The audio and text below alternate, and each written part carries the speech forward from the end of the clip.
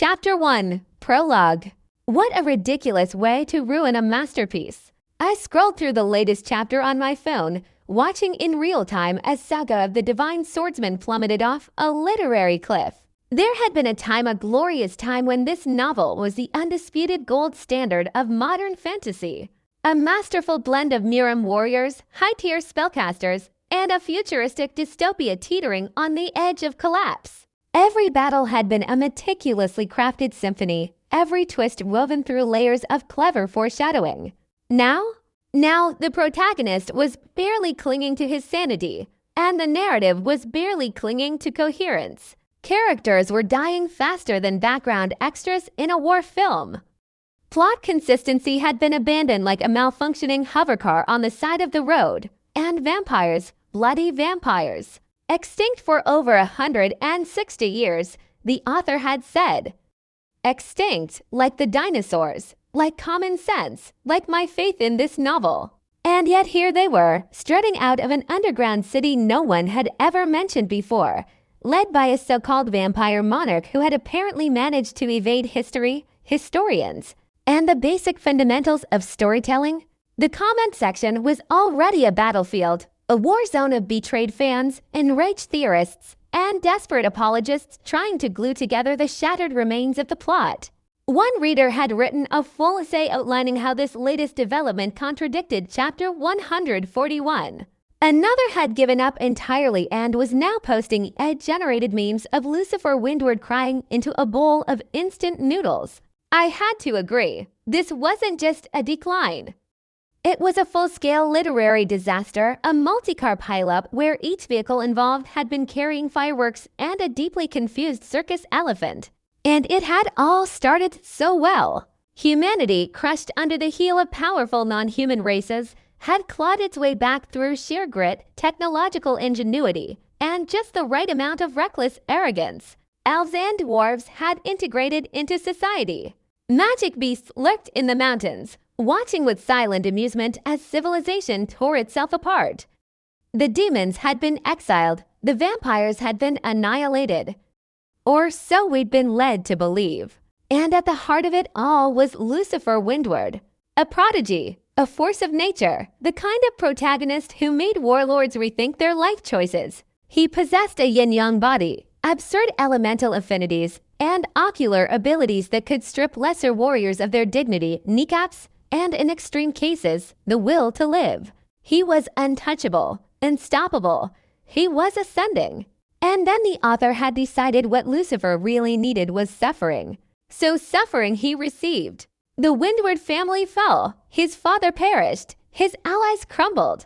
The Kagu family, once an unshakable martial dynasty, was reduced to nothing, trampled under the heel of something far worse than what the original plot had ever intended.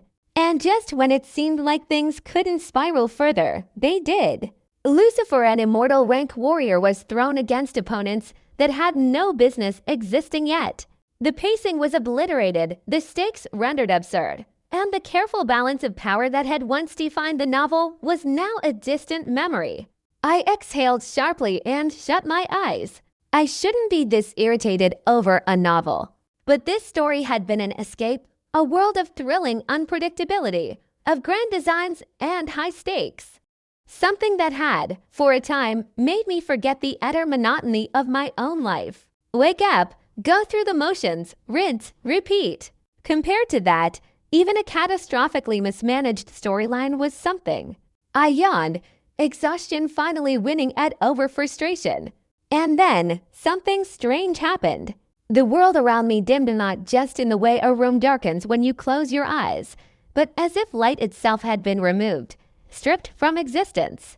A deep, endless void unfurled beneath me, vast and unfathomable, dragging me into something other. Then a voice, low, distant, cutting through the nothingness like a whisper in a place where whispers had never existed. "I am sorry," it murmured, heavy with something final. This was the only way. I tried to move, to speak, to demand an explanation. But my thoughts unraveled like loose thread, dissolving into the abyss. Then, nothing. Chapter 2. Arthur Nightingale. Ding. The sharp chime jolted me awake.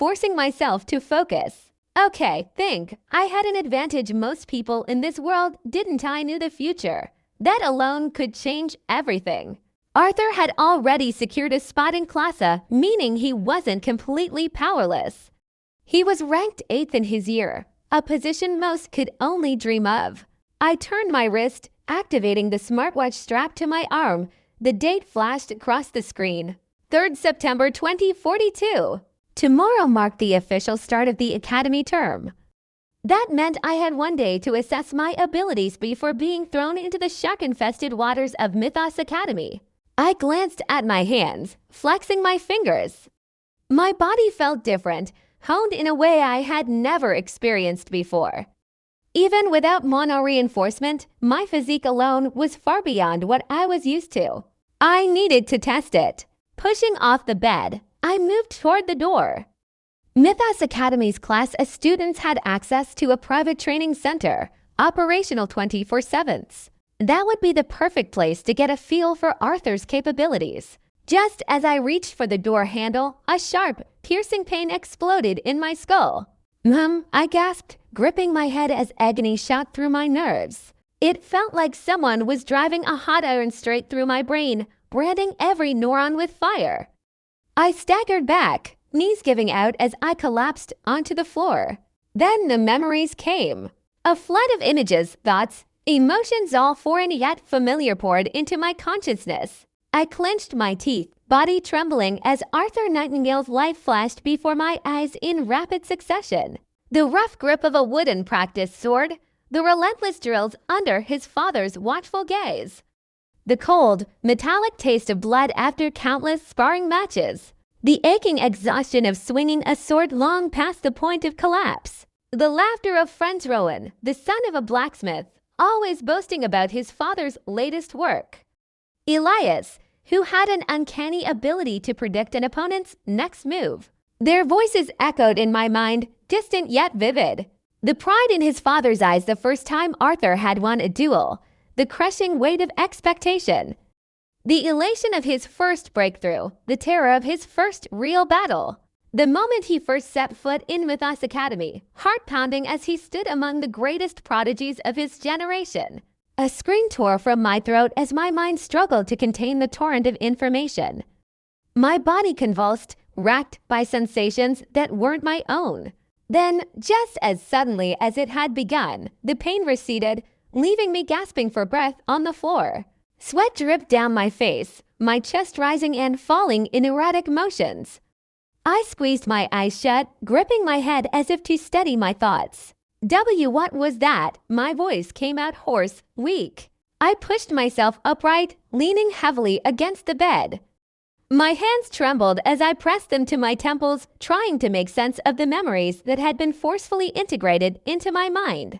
Arthur Nightingale, a commoner from the Slatemark Empire. An individual who, while lacking the overwhelming strength of the Seven Monsters, had been skilled enough to hover between Class A and B. I exhaled slowly. At least now I had context. My mind still reeled from the sudden influx of memories, but I could think clearly again. One thing was certain: I couldn't waste this second chance. I might not be Lucifer Windward. I might not be destined for greatness, but I refused to be insignificant. Chapter 3, Main Cast. The first day of the academy, or rather, tomorrow, would mark the grand commencement ceremony.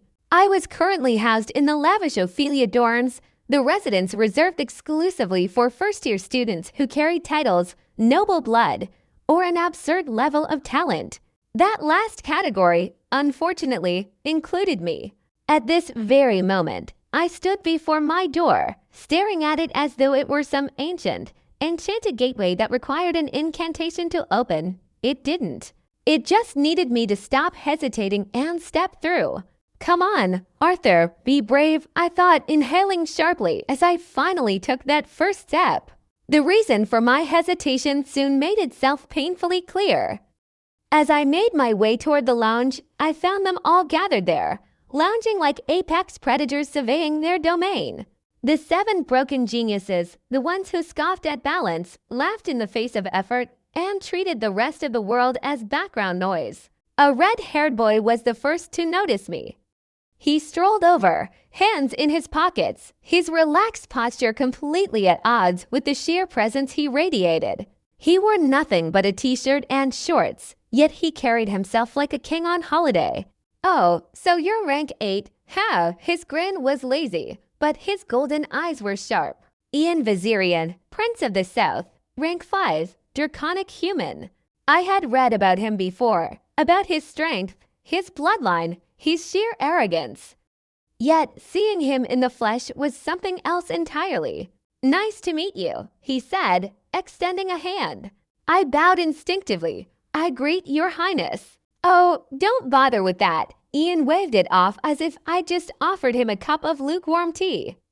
"I get it, old habits and all, but here at Mythos, we're all peers. So, what's your name?" "Arthur," I said, taking his hand. "Arthur Nightingale." "Nightingale," Ian tilted his head, his fingers still curled around mine as he turned his gaze toward the far side of the room.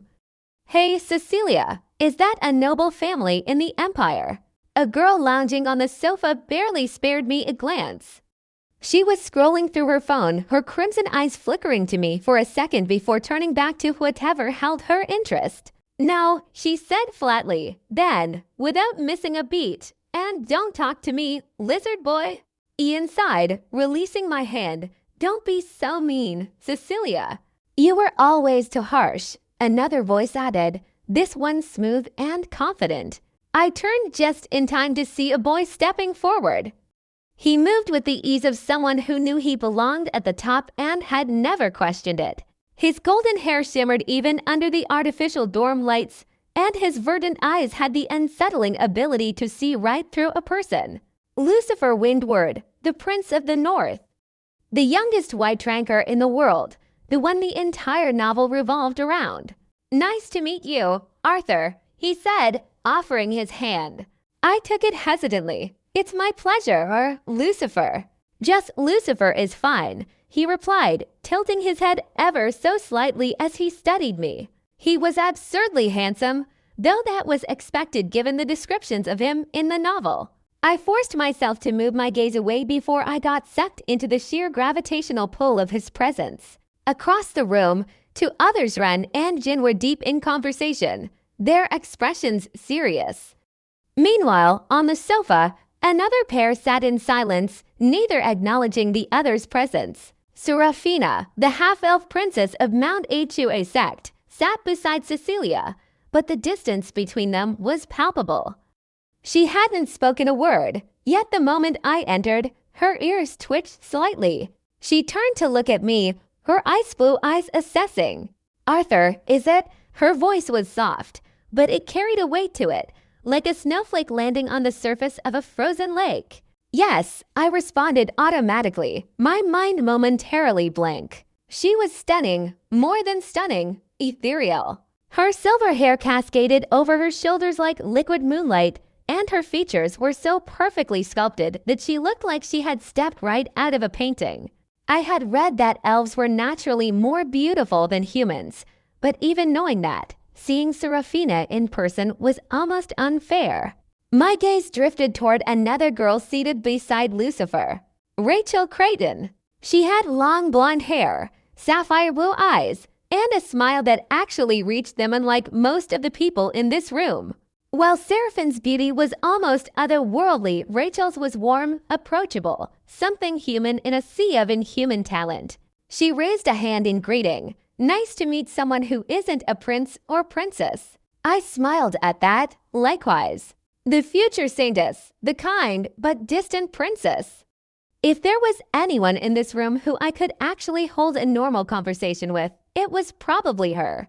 Though I wasn't sure how long that would last. Because in a room filled with monsters, I was the weakest link. "Well, we were just hanging out together here," Lucifer said, his voice as smooth as a well-oiled. "You are, of course, welcome to join us. We don't know you yet, but we're willing to get to know you." I blinked. That was oddly reasonable. And coming from Lucifer Windward, the walking legend, it almost felt like a trap. The thing was, all of them the princes, the princesses, The heirs to legacies so grand they made history books look like casual blog posts already knew each other. Being royalty or nobility tended to mean you met your fellow ridiculously talented peers at a young age. Playdates for them involved private tutors, grueling combat lessons, and, if the rumors were true, the occasional assassination attempt just to keep things interesting. And then there was me, a commoner, an extra. A fluke of fate that had somehow ended up in their midst. Still, I wasn't about to turn down an opportunity to observe these walking disasters up close. I took a chair from the side of the room and sat down not on either of the sofas. Mind you, those felt like occupied thrones, and I had no intention of claiming one and invoking some unspoken law of noble etiquette. I stole another glance at the 7 gathered before me. This was surreal, completely, utterly surreal. As a reader, I had spent hours following their stories, their triumphs, their failures. I had analyzed their power-ups, ranted about their plot armor, and even suffered through the occasional romantic subplot that had derailed an otherwise perfectly good battle. And now they were real, sitting right in front of me, talking, breathing. If I hadn't already collapsed once today, I might have done so now. Lucifer, as ever, took the lead. As rank 1, I represent the male students, he said in a tone that suggested this was a natural law rather than an appointment. Rachel is the representative of the female students since she is rank 3 overall. I nodded, though I already knew this. Rachel and Lucifer had known each other for years. Childhood friends, though with how things unfolded in the novel, rivals by default might have been a more accurate term. Rachel turned to me, her expression warm but unreadable. Anyway, Arthur, I wanted to. She didn't get to finish. Why are we letting him join us? Ren's voice cut through the air like the edge of a blade honed just for arguments. Lucifer turned his head slightly. What are you saying, Ren? Ren Kagu was slouched against the wall, his arms folded, the picture of quiet hostility. His violet eyes, deep and unreadable, locked onto me like a predator sizing up an unworthy meal. He's a commoner, Ren said simply. And he's not at our level. Kick him out. Rachel narrowed her eyes. That's not up to you to decide. Ren ignored her, stepping closer until he was right beside me. His hand clamped down on my shoulder with enough weight to make his point clear. He wasn't just looking down on me. He was actively testing me. Tell me, Arthur Nightingale, he said, dragging my name out like it was something he had scraped off the bottom of his shoe. Do you think you're worthy of being in this circle? I met his gaze. Ren Kabu wasn't just some arrogant noble. He didn't care about birthright or family prestige. His obsession was strength, raw and undeniable. And right now, his ocular gift god's eyes was analyzing every inch of me, breaking me down into numbers, probabilities, weaknesses. And what it saw clearly didn't impress him. I opened my mouth, unsure if I should try to come up with something that wouldn't get me killed. But before I could speak, Lucifer stood. Worthy, Lucifer said, his tone calm, almost amused. He took a single step forward, and the entire atmosphere of the room changed. Ren Kagu, if it was about worthiness, then none of you deserved to be with me. A hush fell over the lounge. Even Cecilia looked up from her phone. Ren's grip on my shoulder tightened for a fraction of a second before he let go. I had known Lucifer was powerful. Of course, I had. But seeing him like this, watching how effortlessly he could silence a room of monsters, was something else entirely. I exhaled slowly, feeling my heartbeat steady. This was the world I had stepped into. And if I wanted to survive, I had to find a way to make sure that the next time someone asked if I was worthy of being here, there would be no doubt. Chapter 4, Commencement Ceremony 1. After the first gathering of Class 1A, I retreated to my room, shutting the door behind me with a quiet click. Strength, that was the only thing that mattered. Everything I had seen today, the sheer presence of Lucifer, the overwhelming confidence of Ian, the cold scrutiny of Ren had made one thing abundantly clear. I wasn't in a league of geniuses. I was in a league of monsters. And if I didn't want to be the weak link that inevitably snapped, I had to grow stronger, much, much stronger. Dwelling on it wouldn't change anything tonight, though. I needed sleep. Tomorrow would be the real beginning. Morning came with an annoying chime from the smartwatch on my wrist, one of many fancy pieces of technology I still wasn't entirely sure how to operate. It had more functions than a spaceship's control panel and no user manual. I sighed, rubbing my temples, and dressed myself in the uniform of Mythos Academy. White shirt, snazzy black tie, suit and pants combo. It was sharp, professional, and gave off an air of refinement that almost made me look like I belonged here. Almost. The Roman numeral I was etched on the pocket, proudly declaring my first-year status. But the real game changer was the trimmings. Gold for Class A, silver for Class B, bronze for Class C, gray for Class D. Simple, elegant, and immediately let everyone know exactly where you stood in the grand hierarchy of the academy. My uniform practically screamed, "Yes, I am in Class A now. I don't know how either." I adjusted my tie and took a deep breath. The Ophelia dorms were a marvel in themselves. Each student had their own premium studio apartment, complete with cutting-edge tech that was decades ahead of anything I had ever used. The magnetic doors, the holographic interfaces, the smartwatch that probably had more processing power than a government server. It was a learning curve, to say the least. Once I was ready, I exited my room and found the dorm eerily empty. Figures, the rest of them are probably already at the station. I made my way outside, towards the Hyperloop station. If Ophelia dorm had been impressive, Mythos Academy itself was an exercise in excessive grandeur. It sprawled across an entire island, a landmass caught between the western and northern continents, and far too big for just 600 students. At its heart stood 7 colossal buildings, towering over the landscape with the sheer arrogance of an institution that knew it was the best. A singular, monstrous central tower reigned supreme, with 6 smaller towers orbiting it like loyal retainers. And these weren't just ordinary school buildings. They housed training centers, classrooms, restaurants, combat arenas, gaming hubs, if you could name it. Mythos Academy probably had 3 different versions of it, which, of course, meant walking anywhere would be a nightmare. Enter the Hyperloop, a technological marvel, a system so efficient it made public transportation back on Earth look like a medieval ox cart. With its windowless, bullet-speed carriages, getting around was as simple as flashing an ID and watching the world blur past at a speed that would make physics weep. I arrived at the Academy's personal Hyperloop station, pulled out my trusty ID card, and swiped it over the scanner. The doors hissed open, revealing a sleek, futuristic interior lined with pristine white seats trimmed in gold. I stepped in and immediately felt eyes on me. My uniform, the gold trim. Among the first years packed into the Hyperloop, there were only 7 others who would be wearing the same color. Everyone else was either in silver, bronze, or gray.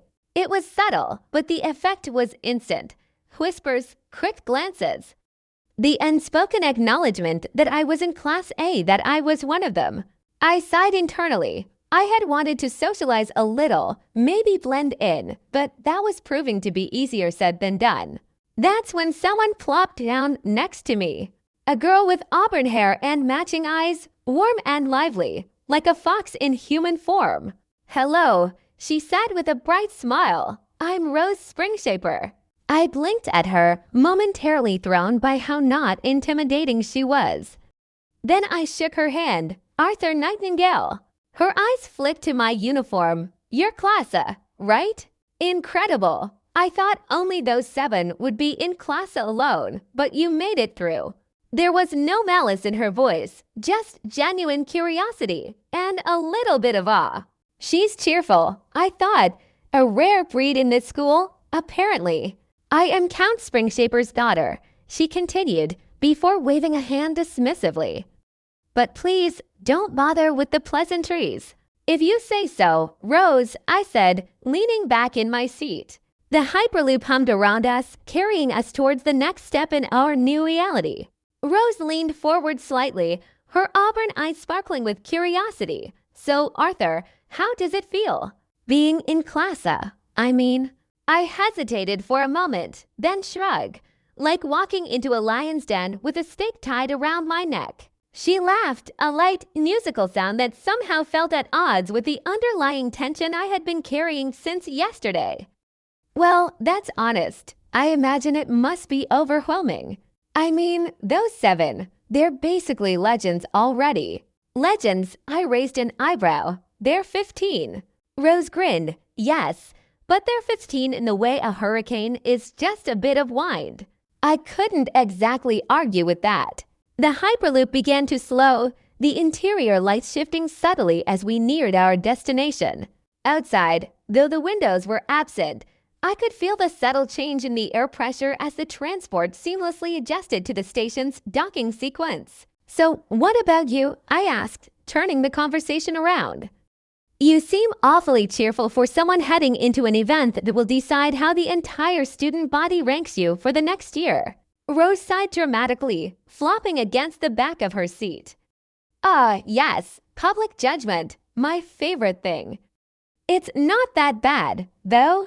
I'm in Class B, so I don't have to worry about getting crushed under the expectations of nobility, and being in Class A, I get to coast in relative peace.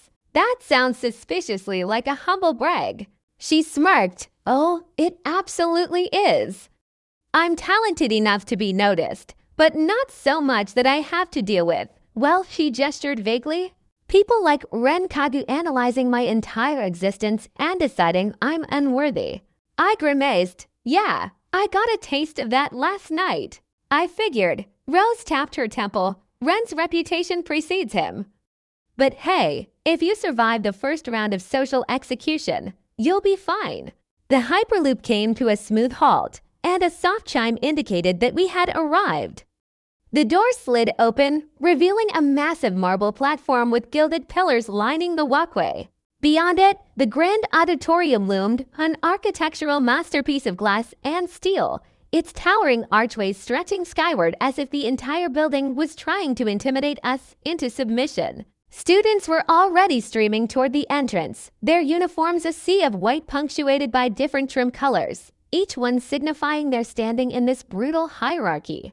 The gold-trimmed uniforms were few and far between, standing out like royalty amidst the rest. Rose let out a low whistle, and here we are. Welcome to the start of either the best or worst years of our lives. Bit dramatic, I said as I stepped onto the platform. She nudged me with her elbow. You're in Class A, Arthur. Everything that happens to you will be dramatic. She wasn't wrong.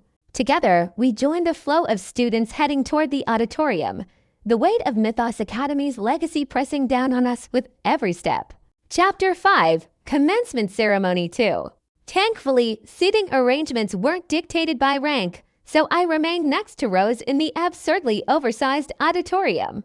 And what an auditorium it was! Plush leather seats that felt like they were designed for royalty, an acoustically perfect design that probably cost more than an entire kingdom's annual budget, and a general air of you are in the presence of something important. Act accordingly. I sank into my chair, resisting the urge to sigh in satisfaction. If the lectures are half as comfortable as these seats, maybe this won't be so bad. Students continued filing in until all 100 first years had taken their seats. Despite its colossal size, the auditorium made us cluster together in the first 3 rows, herded by the professors like prized cattle being prepared for a very educational slaughter. Rose suddenly nudged me, not very subtly. Oh look, that's Professor Nero. I followed her pointing finger to a tall man standing near the stage. Nero Estrellan. Black hair, storm gray eyes, standing with the kind of perfect posture that suggested he had never once slouched in his life. The Constellation Sorcerer. A mid-immortal ranker, a title that carried weight even in this academy. While every professor at Mythos Academy was at least an ascendant ranker, Nero was a cut above. There were only 200 immortal rankers in the entire world. And here he was, standing before us like this was just another Monday. The lights suddenly dimmed, conversations died immediately. Someone far more terrifying had stepped onto the stage. A woman with long black hair tied back into a ponytail and sharp brown eyes that seemed to evaluate and dismiss every single one of us in the span of a breath. Valerie von Lampus. The vice headmaster, Rose muttered, sounding just as odd as everyone else. She had every right to be. Nero Estrellin was impressive, sure, but Valerie von Lampus was on an entirely different level. A peak immortal ranker, ranked among the top 20 strongest in the world. A swordswoman so terrifyingly skilled that even legendary warriors thought twice before crossing her. When she spoke, she didn't need a microphone. Her voice cut through the silence like a blade, steady, controlled, and carrying the weight of absolute authority. Good morning, new students of Mythos Academy. 100 first years, some of the most brilliant prodigies of the generation, sat completely still as she looked over us. I am Valerie von Lampus, the vice headmaster of Mythos Academy. A murmur of recognition spread through the students. I can see some of you know my name, she continued, entirely unfazed. That's good.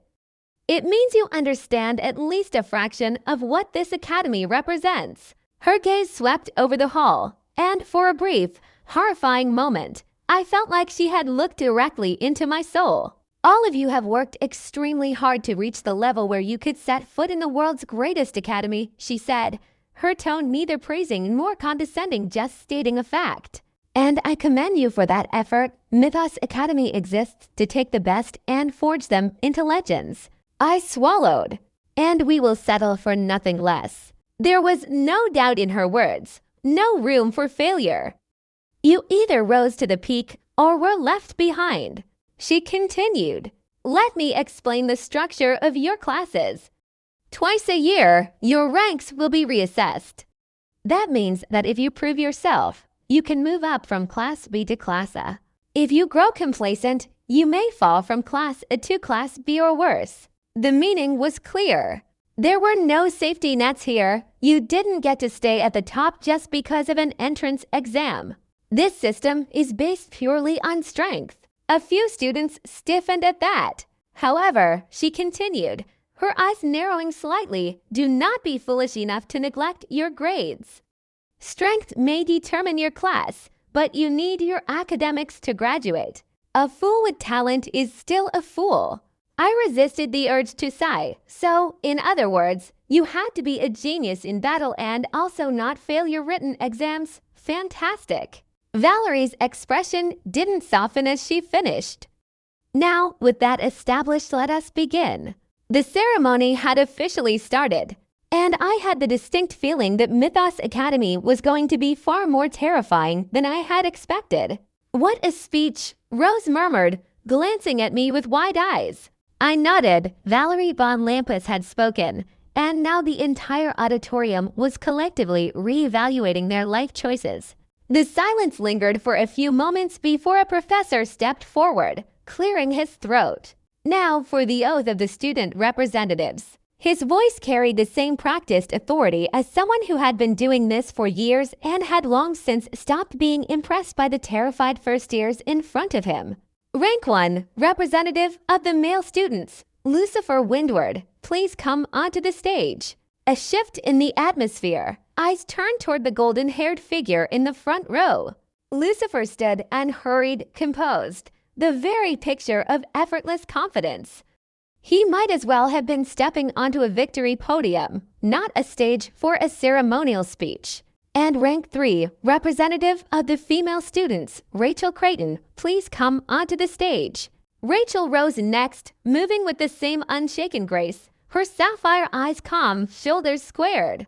The two of them walked up the stairs as if they had been born for this moment, which, in many ways, they had. They were used to this, used to being at the center of attention, to the weight of expectations pressing down on them like a second skin. Meanwhile, the rest of us just watched, fully aware that we were witnessing the first glimpse of the people who would define this generation. Now that this is done, I'll explain more about your classes, Valerie said as Lucifer and Rachel returned to their seats, the weight of their titles settling back onto their shoulders like well-fitted cloaks. As you know, the two main paths of combat are the mind aspect and the body aspect. The mind aspect revolves around spellcasting, manipulating mana using the circle method. The body aspect is about turning mana into aura, reinforcing one's body and weapon for close combat. She let the words hang in the air for a moment, giving the students just enough time to process before continuing, her tone unwavering.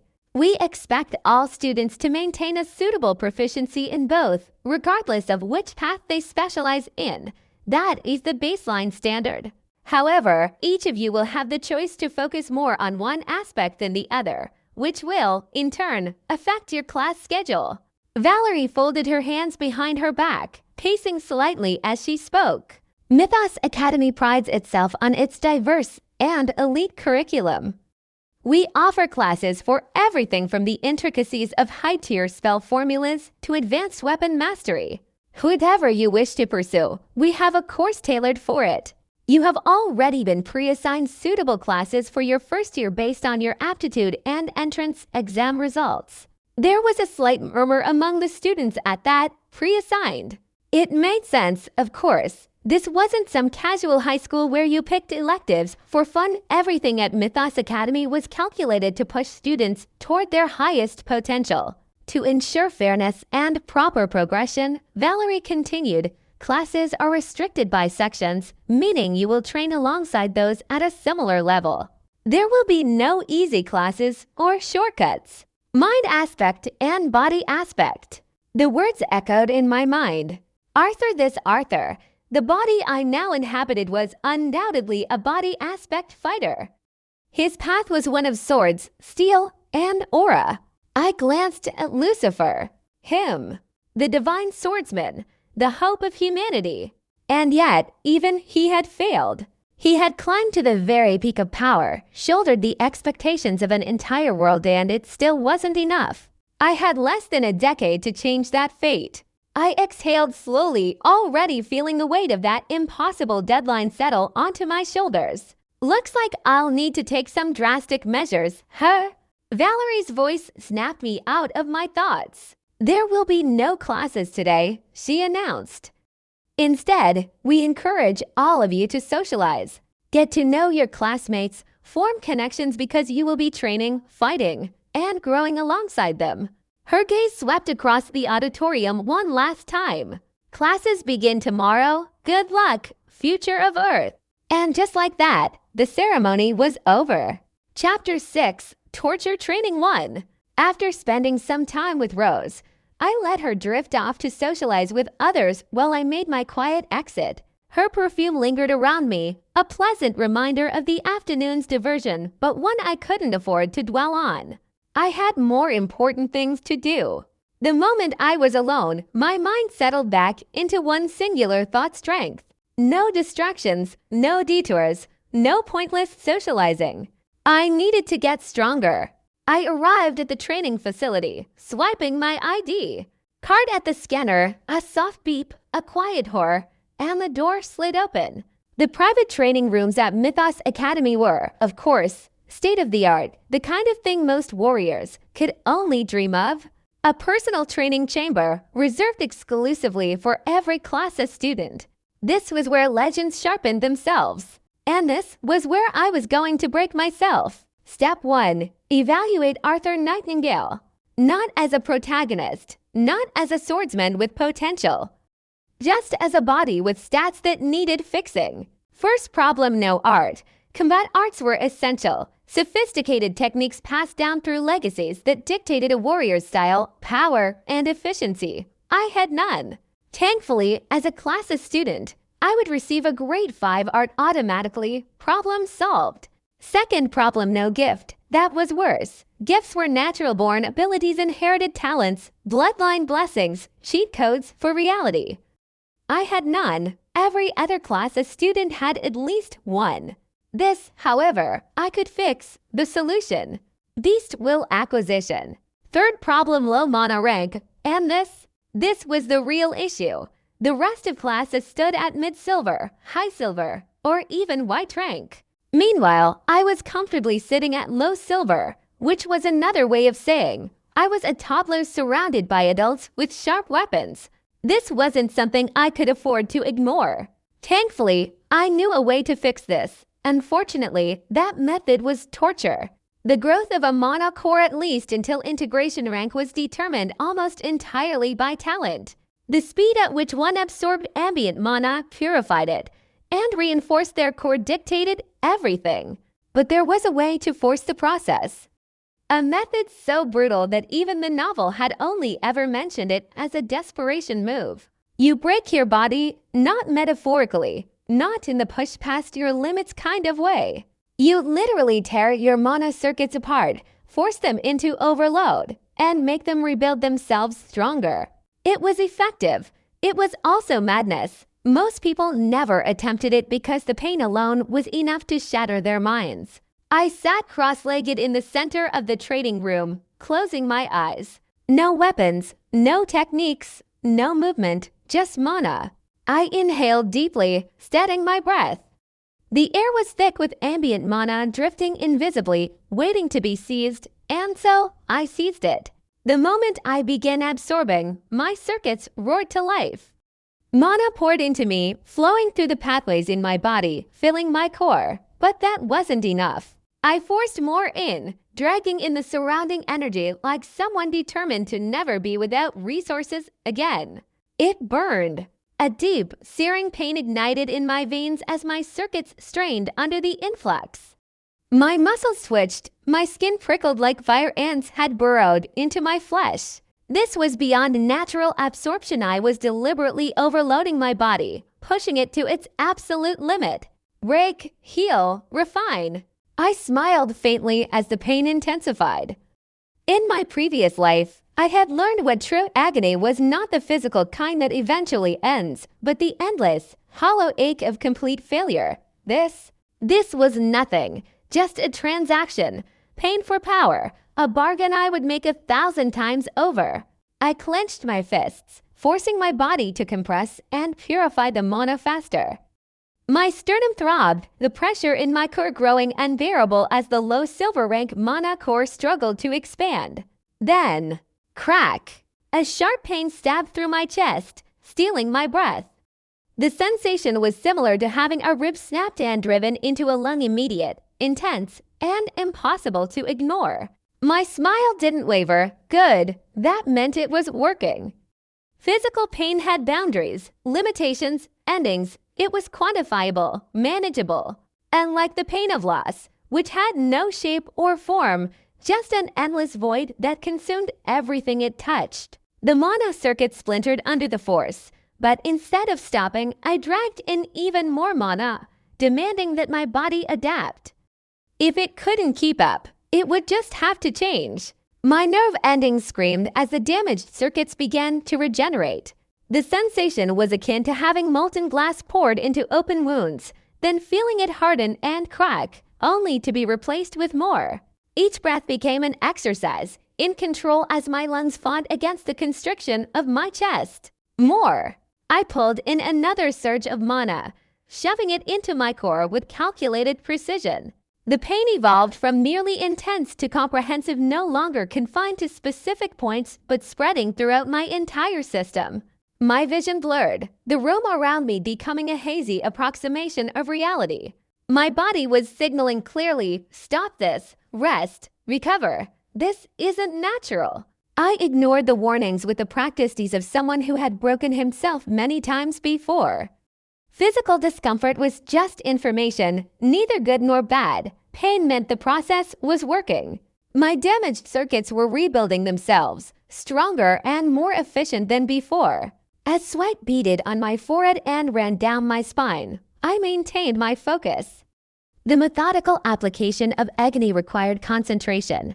Too much pressure and I risked permanent damage. Too little and the circuits wouldn't reshape properly. Time passed. The initial sharp, acute pain gradually transformed into a deep, persistent throb. My muscles occasionally spasmed involuntarily, small tremors running through my limbs as mana forced its way through newly formed pathways. My breathing had settled into a controlled pattern, shallow enough to avoid aggravating the pressure in my chest, but sufficient to maintain oxygen flow. Through it all, I kept my slight smile. This was just the beginning, after all. The first of many sessions that would systematically rebuild my body into something worthy of survival in this world. Something capable of protecting instead of failing.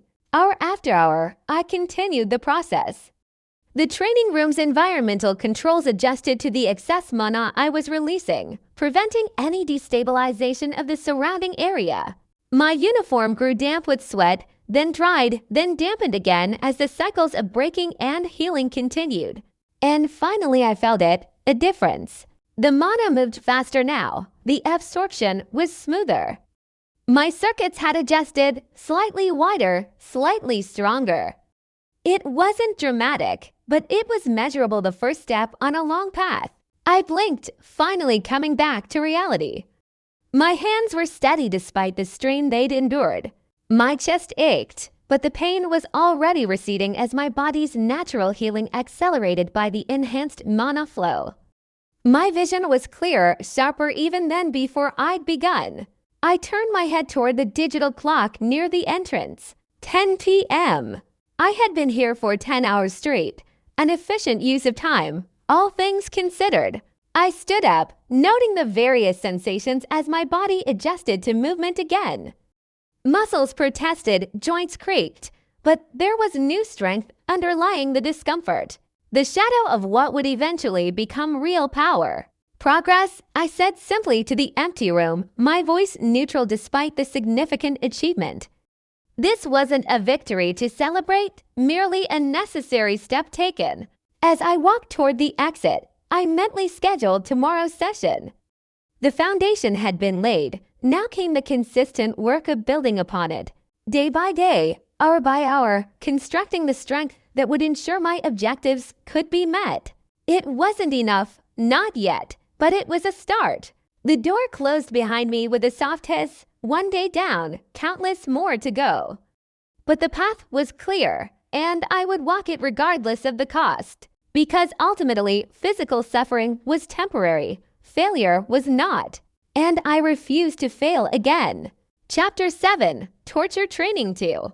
How boring, Rachel muttered, shutting her book with a quiet thump. Studying was fine, necessary, even, but there was only so much satisfaction one could derive from reading about mana flow mechanics for the 100th time when you could just use mana instead. She stretched, rolling her shoulders. As expected, she was the female student representative. Cecilia isn't bad, she thought as she glanced at herself in the mirror, but she isn't quite at my level. She tilted her head, studying her reflection, long blonde hair, sapphire blue eyes, flawless posture. Everything was as it should be. Let's go out, she decided, brushing imaginary dust from her t-shirt and skirt before stepping out of her room. The lounge on the second floor, the heart of the Ophelia dorm. A place where students could sit, relax, and pretend they weren't under the constant pressure of being the most talented individuals of their generation. Rachel stepped inside and immediately spotted a familiar figure. "Oh, hey, Ian," she called, her voice light. The red-haired prince of the South, lounging on the sofa like he had all the time in the world, looked up and flashed her a lazy, confident grin. "Hey, Rach," he greeted. "Still up?" "Well, it's just 10, she pointed out, flopping onto the seat opposite him. For a moment, they simply talked, falling into the easy rhythm of old friends. "So, you're sticking with the spear?" Then Rachel asked, raising an eyebrow. Ian snorted. Of course, the Vizirians had been spearmen for generations. "I'd probably be disowned if I picked up a sword." "Yeah, but your draconic bloodline alone would make you strong no matter what you chose," she pointed out. "True, but tradition, you know," he said with a shrug. "What about you? You're getting special training for your light magic, right?" Rachel sighed, leaning back. "Yeah. It's a little frustrating, honestly. There's no one else with light mana who's anywhere close to my level. Same with Jin and his dark magic." "Well, those two elements are basically their own schools of magic," Ian mused. "It makes sense." "It does," Rachel admitted. "Still, I'm excited." Ian grinned. "Same. I just hope Ren doesn't ruin everything." Rachel rolled her eyes. He wanted to bully Arthur straight away. "He's not really the bully type," Ian corrected. More like the I will crush anyone weaker than me on principle type. Rachel sighed. I just don't want him to chase Arthur out. Then I guess we'll just have to do our part, Ian said, smirking. They changed the topic, drifting into other conversations, family, training, ridiculous academy rumors until the elevator chimed. Someone stepped out. Hey, Arthur, Ian greeted casually. Arthur looked exhausted. Hey, Ian, Rachel. Arthur returned the greeting with a weary smile. Rachel's gaze immediately scanned him. He looked drained, his uniform damp with sweat, his hair slightly disheveled. What were you doing? She asked. Training, he said simply. Ian let out a low whistle. That's some dedication. Arthur shrugged. Thanks, he yawned, stretching. Sorry, I need to wash up and sleep. I'm completely wiped. Yeah, sure, let's talk tomorrow, Ian said. Rachel watched Arthur carefully as he walked away. Something felt different. Did he get stronger? She shook her head. Impossible. Training made you stronger, sure, but not in one day, not in a way that would be noticeable.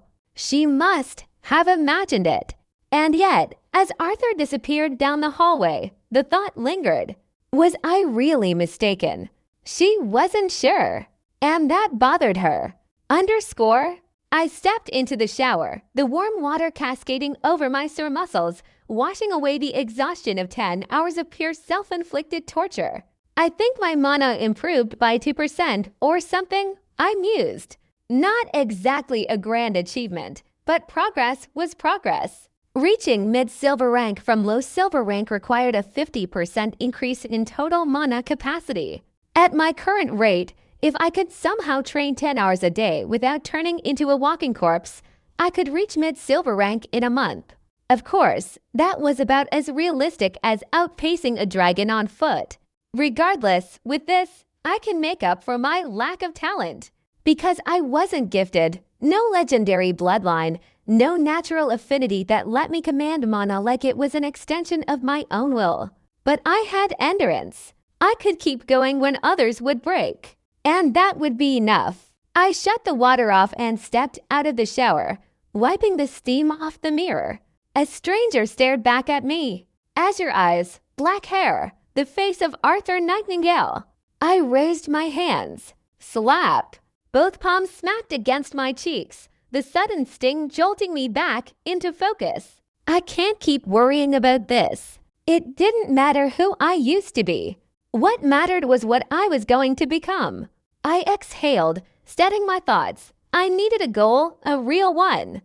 Something that would drive me forward without hesitation, without fear. Something impossible. Something insane. I'm going to surpass Lucifer Windward by the end of the first year, I said aloud. And then I laughed. A low chuckle at first, then a proper, almost deranged laugh. Because it was absolutely ridiculous. Lucifer Windward wasn't just strong, he was the strongest of this generation, the youngest white ranker in history. Surpassing him wasn't just ambitious, it was borderline suicidal. And yet, if I didn't set a goal that high, I would never even come close. I ran a hand through my damp hair, my fingers gripping at my scalp as I let the madness of the idea settle in. All right then, let's aim for the impossible. As I dried off, I thought back to my mana increase. 2%. A fraction of progress, a tiny push toward the threshold of mid-silver rank. It wasn't a breakthrough yet, more like chipping away at a massive stone wall, getting closer and closer until eventually one final push would send it crumbling down all at once. When I reached mid-silver rank, it would be an instant surge, a full 50% increase in power at once. It wasn't much in the grand scheme of things, but it would be the first real step. And then there was Rachel. She had noticed something.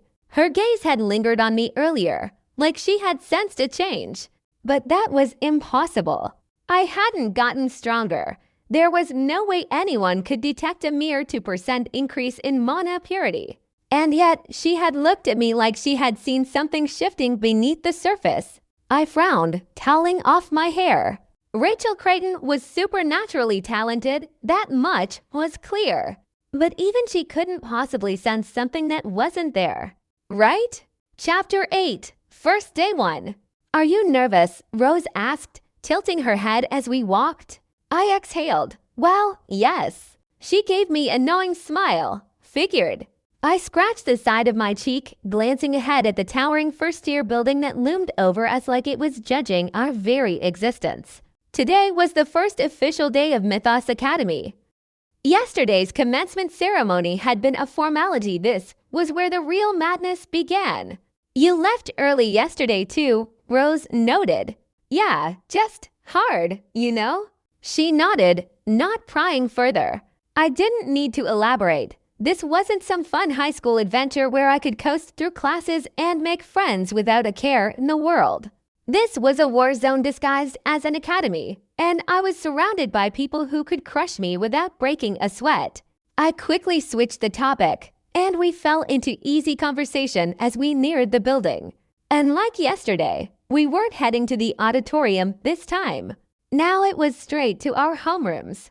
We stepped into the elevator, a sleek, metallic chamber with glowing buttons marking each floor. I'm on the 4th floor, see ya, Rose chirped as we arrived at her stop. She flashed me a grin and waved as she disappeared down the hall toward Class 1B. The last 2 students in the elevator also exited, leaving me alone. 5th floor, Class 1A. The elevator hummed as it ascended, a quiet tension settling in my chest. This was it. The moment the doors slid open, I stepped out, my eyes immediately locking onto the bold silver inscription on the classroom door. 1A. I took a deep breath and swiped my finger across the metallic surface. The door slid open with a whisper, revealing a classroom far larger than it needed to be. At a glance, it could have comfortably seated at least 30 students. Instead, there were 8 chairs. 8. Arranged in a 4x2 formation, perfectly aligned according to rank. My gaze swept over the room as I stepped inside. Ian, Rachel, Lucifer, Jin, Ren, Cecilia, Serafina, and then me rank 8. I smiled and waved at Ian, Rachel, and Lucifer, who acknowledged me with nods of varying enthusiasm. Then I walked over to my designated seat bottom right, the very last chair. And sitting right next to me was Serafina Zenith. Ethereal, beautiful, as unreadable as the sky before a storm. Our eyes met for a brief moment. Then she looked away. I resisted the urge to sigh. I really have to get used to this world. Because, frankly, everyone here was unfairly attractive. It wasn't just Serafina. All of them looked like they had been handcrafted by gods who had never heard of the concept of mediocrity. My gaze drifted across the room, locking onto Jin Ashbluff, rank 4, the Prince of the West, a necromancer with the gift of necromancer's touch, an ability that let him command the dead with absolute authority. If anyone fit the aesthetic of dark, brooding prince with a terrifying power, it was him. And then there was the geography of power to consider. Each of the 5 continents in this world had their own specialties. The Western continent was drenched in dark mana, making necromancy and curses far more prevalent. The Southern continent revolved around bloodlines and beasts, their strengths drawn from powerful ancestral inheritances. The Eastern continent was Miram territory, where martial arts reigned supreme. The Northern continent wasn't as specialized, but it focused heavily on rare magic ice, lightning, and other elusive elements. And then there was the Central continent, ruled by the Slatemark Empire, the greatest superpower in the world, and the empire that I now called home. I barely had time to process all this before the door slid open again. Footsteps, authority, power. I didn't need to turn around to know who had just entered the room. Our instructor, Nero Estrellin. Black hair, cold gray eyes, a presence that silenced the room without effort. The mid-immortal rank magician, one of the strongest people in the academy, second only to the headmaster and vice headmaster themselves. Why was someone like him teaching us? Simple. This class was broken. In terms of sheer raw talent, this Class 1A surpassed every previous generation. The academy couldn't afford to assign us just any instructor. An Ascendant ranker wouldn't be able to keep up. so they gave us an immortal rancor instead. Nero surveyed the room, his expression unreadable. Today marks the beginning of Class 1A, he said, voice calm, controlled, and carrying the weight of absolute certainty. I know each of you is an exceptional talent, he continued, his gaze lingering on each of us in turn. Which is precisely why I have been assigned to you. His eyes landed on me for a brief second. I stayed perfectly still. The first day of Mythos Academy had officially begun. I trust you've all socialized and introduced yourselves by now, Nero asked, scanning the room. Rachel and Lucifer gave small nods. The rest of us, whether we had or hadn't, wisely chose to stay silent.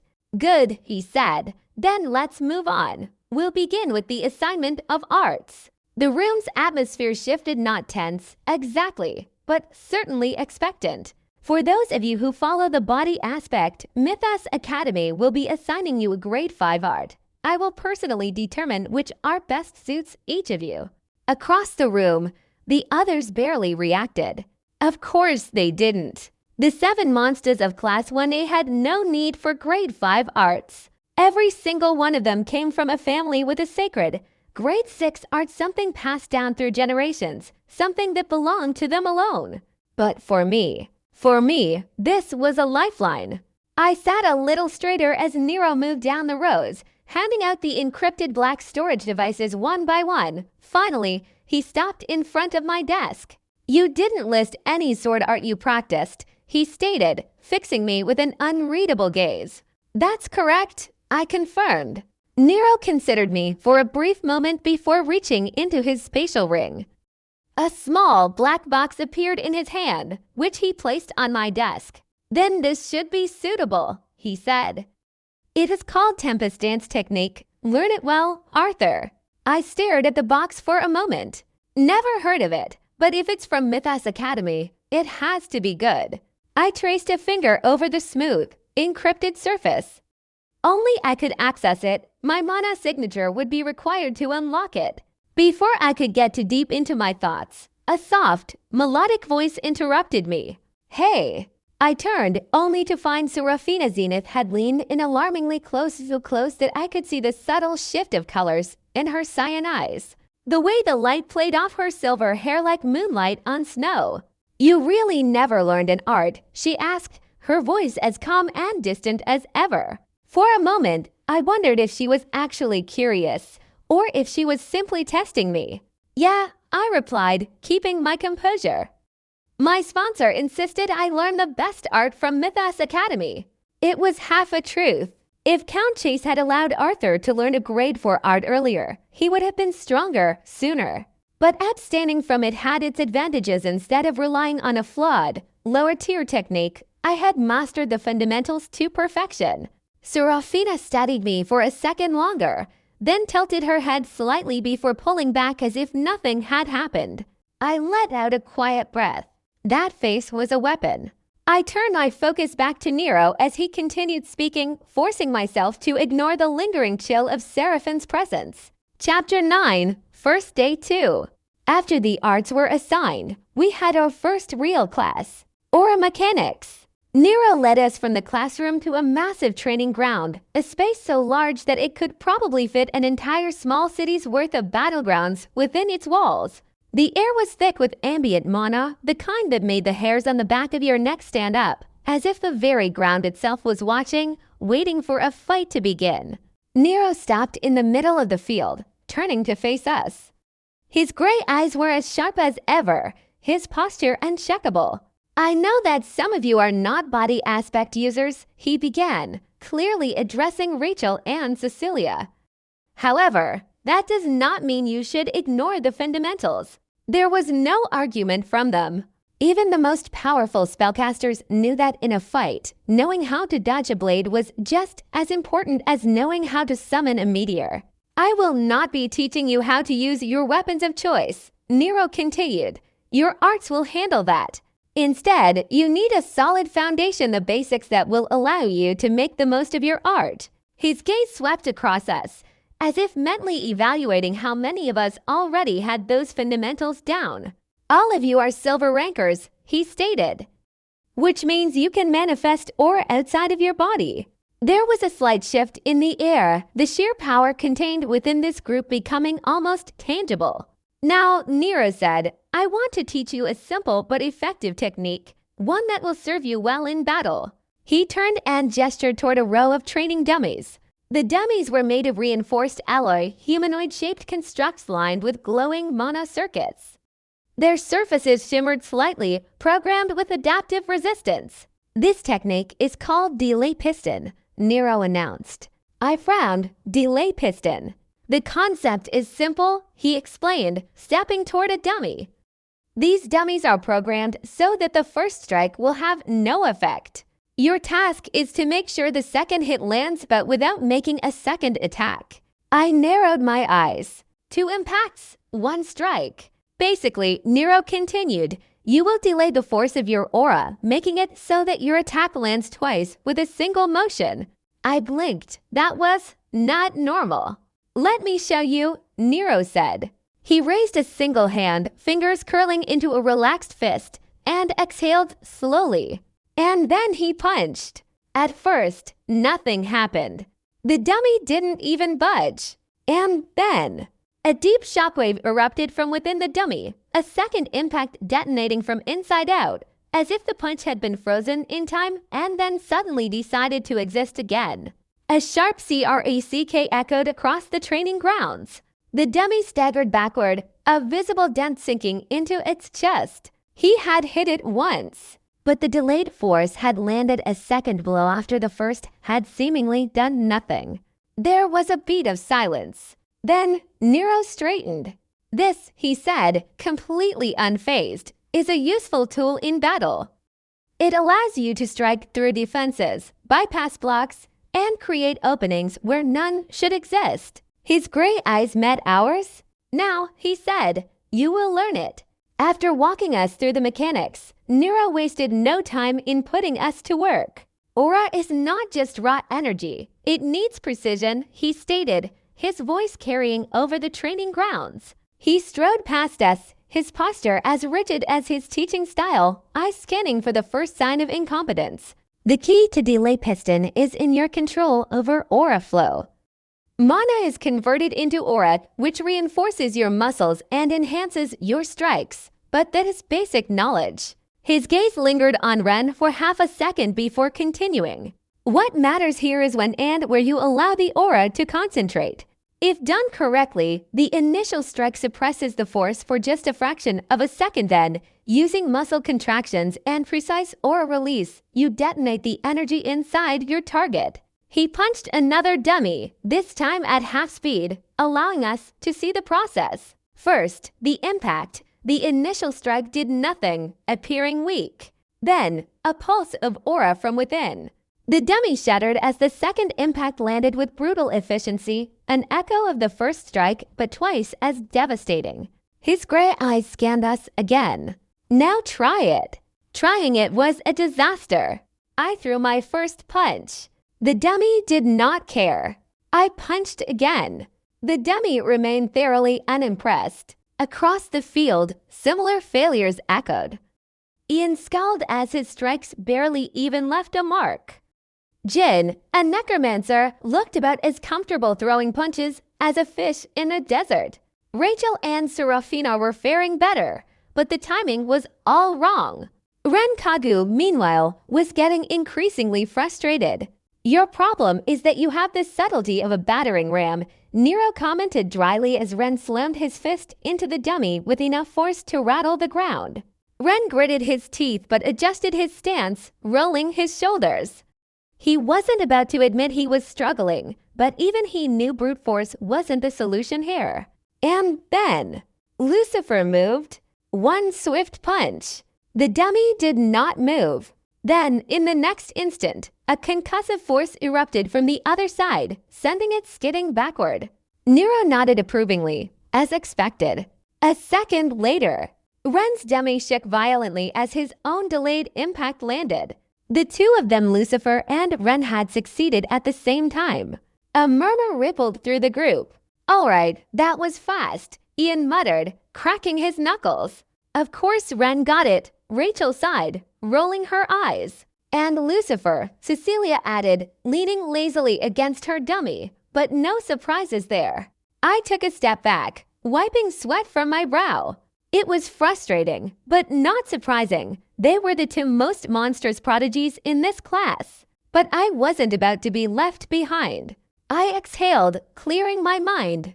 Nero had said the trick was in precision, not just the punch but the control of aura release. I visualized it. Aura flowing not just through my fist, but into my arm, my shoulders, my core. I raised my hand, breathed, punched, nothing. And then, boom! The dummy jerked violently, a delayed shockwave of force rippling through its structure.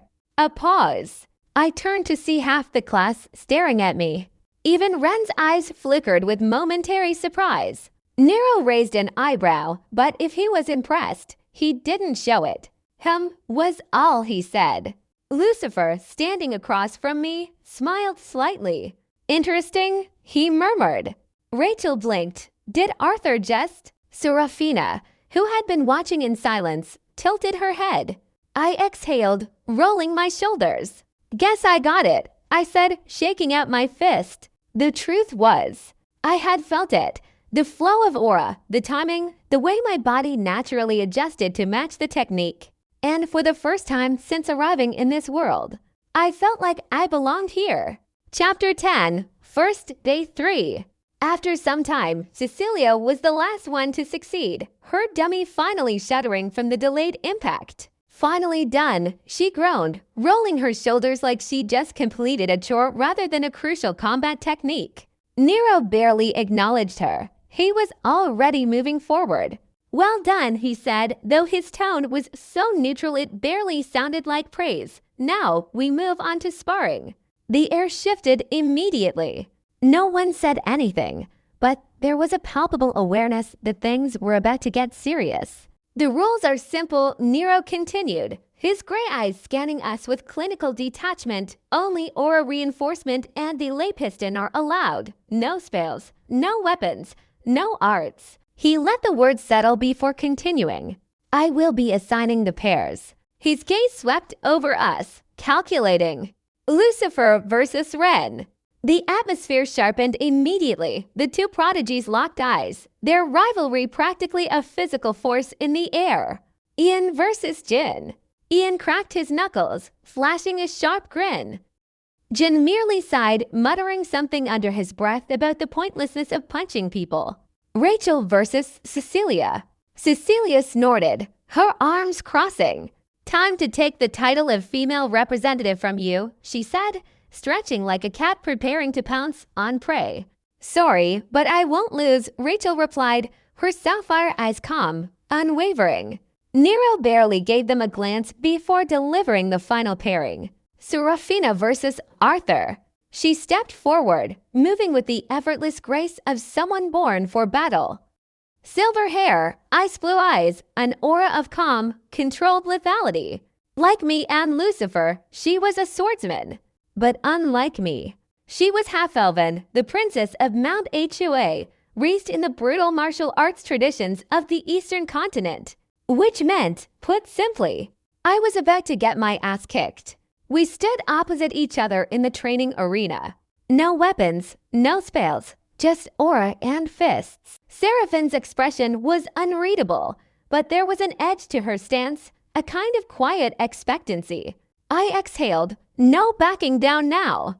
Begin. Serafina moved first. I barely had time to register it before her fist was already coming toward me. My instincts screamed at me to block, but before I could even react, wham! Her strike slammed into my ribs, sending me skidding backward. Even with aura reinforcement, the force rattled my bones. I barely had time to recover before. Thud! Another hit. Serafina wasn't just faster, she was stronger. Her mana core was higher than mine, and in a fight where raw physicality mattered, that was a huge problem. Think Arthur. I adjusted my stance, bracing myself for her next attack. She came in again, fluid and precise, aiming for my shoulder this time. I dodged, just barely. I can't outmatch her speed. I can't outmatch her strength, which meant I had to outmatch her technique. She threw another punch. I blocked, letting my aura absorb the brunt of the impact, and then I struck. Delay piston. My fist connected. At first, nothing. And then, boom! The delayed force exploded outward, slamming into Serafina from within. Her balance shifted, her stance faltering for the first time. I didn't waste the opening. Another strike, this time doubling down. I threw a second delay piston immediately after the first, stacking the impact. One hit when the fist connects. One hit after the delay. Serafina staggered, her eyes narrowing slightly. For the first time in the fight, she was pushed back. The silence from the others was deafening. But Serafina was not done. Her expression didn't change. She simply adjusted. Before I could press my advantage, she stepped into my space, closing the gap. And then, a punch. I braced myself for a normal impact. But it wasn't. I felt it to lay a delayed force within her strike, perfectly timed. The shockwave detonated, sending me stumbling back. She had adapted immediately. Serafina didn't hesitate. She capitalized on the moment, driving her next punch into my gut with precise, crushing force. I gasped, the air leaving my lungs as I hit the ground hard. Match over. I lay there for a moment, staring at the ceiling. I had lost, but it wasn't a complete loss. Serafina had expected to overpower me entirely. Instead, I had forced her to adjust. As I pushed myself up, bruised and aching, I saw her watching me carefully. Not dismissing me, not ignoring me, just watching. Did he not cheat? Serafina asked, her voice as cool and measured as ever. Nero didn't answer immediately. Instead, he studied me with mild intrigue, rubbing his chin. No, he finally said. His delay piston was executed properly. Serafina blinked once, her expression unreadable. Impressive, Arthur, Nero continued, turning his attention fully to me. Against a stronger opponent, you managed to complete the technique and nearly gain the upper hand. I swallowed. Nearly wasn't good enough. We'll discuss it later, Nero added. For now, watch the remaining matches. Rachel and Cecilia's fight was a mess. The two of them were stronger than Serafina and me, but that was when you factored in spells, not martial ability. This was a fistfight, and in a fistfight, they were both out of their depth. Rachel, despite her refined elegance, was more of a tactician than a brawler. Cecilia, meanwhile, had the aggression but lacked the polish. In the end, Rachel beat Cecilia decisively. Cecilia, for all her arrogance, simply did not have the technical foundation to keep up. She groaned as she hit the ground, rubbing her jaw. Ugh. Stupid rules. Rachel just offered a small, victorious smile. Ian versus Jin was a closer match. Ian's draconic heritage gave him a massive edge in raw physicality, but Jin wasn't some pushover. He fought calmly, efficiently, his movements precise and controlled. However, there was a glaring issue. Jin was a necromancer. His true strength wasn't in his own fists, but in the legions of undead that normally fought for him. And today, he had none. Without his army, his mana reserves were useless. Ian, on the other hand, had no such limitations. His sheer physical power, combined with his combat instincts, allowed him to edge out a victory. Jin straightened his clothes after the fight, not looking particularly bothered by his loss. "Should have had my skeletons," he muttered. Ian just grinned, fangs slightly visible. But Lucifer versus Ren was a different beast entirely. Ren was a pure fist fighter. Unlike the rest of us, his entire combat style revolved around raw martial prowess. Even without his art, his technique was leagues above Lucifer's in a pure fist fight. And it showed. Every exchange was a masterclass in efficiency. Ren moved like a storm contained within a single body, his strikes precise, his footwork impeccable. Lucifer, for all his unnatural talent, was being pressed back. I watched closely, narrowing my eyes. Something felt off. It wasn't that Ren was winning. It was that Lucifer was letting him. I frowned. Lucifer isn't serious. Even though Ren had the better technique, it simply wasn't enough to bridge the gap between them. Lucifer was limiting himself. Then, without warning, Lucifer moved, and the fight was over. In an instant, the entire arena shifted. One moment, Ren had the advantage. The next, Lucifer was no longer fighting on his level. I barely had time to register the difference before. Bang! Lucifer's fist connected with Ren's stomach, the impact so clean and precise it was almost clinical. Ren staggered. Then, boom! The delayed force exploded inside him, sending him flying backward. The watching students gasped. Lucifer lowered his fist, eyes still calm, expression as unreadable as ever. Ren coughed, pushing himself up with visible effort. And then he froze. Because Lucifer's aura had changed. It wasn't high silver anymore. It was white rank. Lucifer had been holding back the entire fight, keeping himself at Ren's level. But now he was done playing. Ren gritted his teeth, realizing it too late.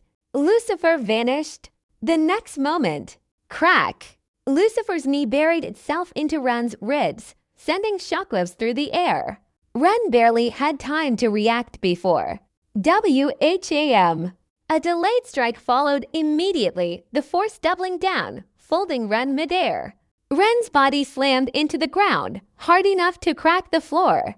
A moment of silence. Lucifer stepped back, shaking out his wrist. He didn't even look winded. Ren groaned from the ground, his pride clearly more injured than his body. Nero clapped once. Match over. I let out a slow breath. Ren had been winning, and then Lucifer decided he was done pretending. And just like that, Ren had never stood a chance. Chapter 11, First Day 4. After classes ended, I desperately needed caffeine. Luckily, Mythos Academy's first-year building had two cafes. Because nothing said future protectors of humanity quite like a bunch of overworked teenagers inhaling coffee like it was mana in liquid form. Come on, I'm buying, Rose said, tugging my sleeve. Technically, none of us are buying, I pointed out. The Academy feeds us like we're spoiled aristocrats. And yet, she said, grinning as she dragged me toward the cafe, you're still accepting the offer. I sighed but didn't resist. A free coffee was a free coffee. The cafe was a sleek, modern space, all polished wood, soft lighting, and the smell of fresh coffee strong enough to reanimate the dead. Students lounged at booths, some chatting, some furiously typing on holographic tablets like their lives depended on it. Rose led the way to the counter, flashing her ID. Against the scanner, one iced vanilla latte, she ordered. I blinked at her, vanilla. She crossed her arms. What? Just not what I expected. And what did you expect? I dunno, something more dramatic. You strike me as a black coffee, no sugar, just vibes kind of person. She rolled her eyes. And let me guess, you and I don't care. Just make it strong guy. I stopped. All right, fair point. I tapped my own ID and ordered a simple black coffee. We found a quiet table near the window, where the artificial sky of Mythos Academy stretched infinitely above us, a perfect illusion of open air despite being inside a heavily reinforced, mana-infused building. Rose stirred her drink idly, resting her chin on one hand. So, how's class treating you?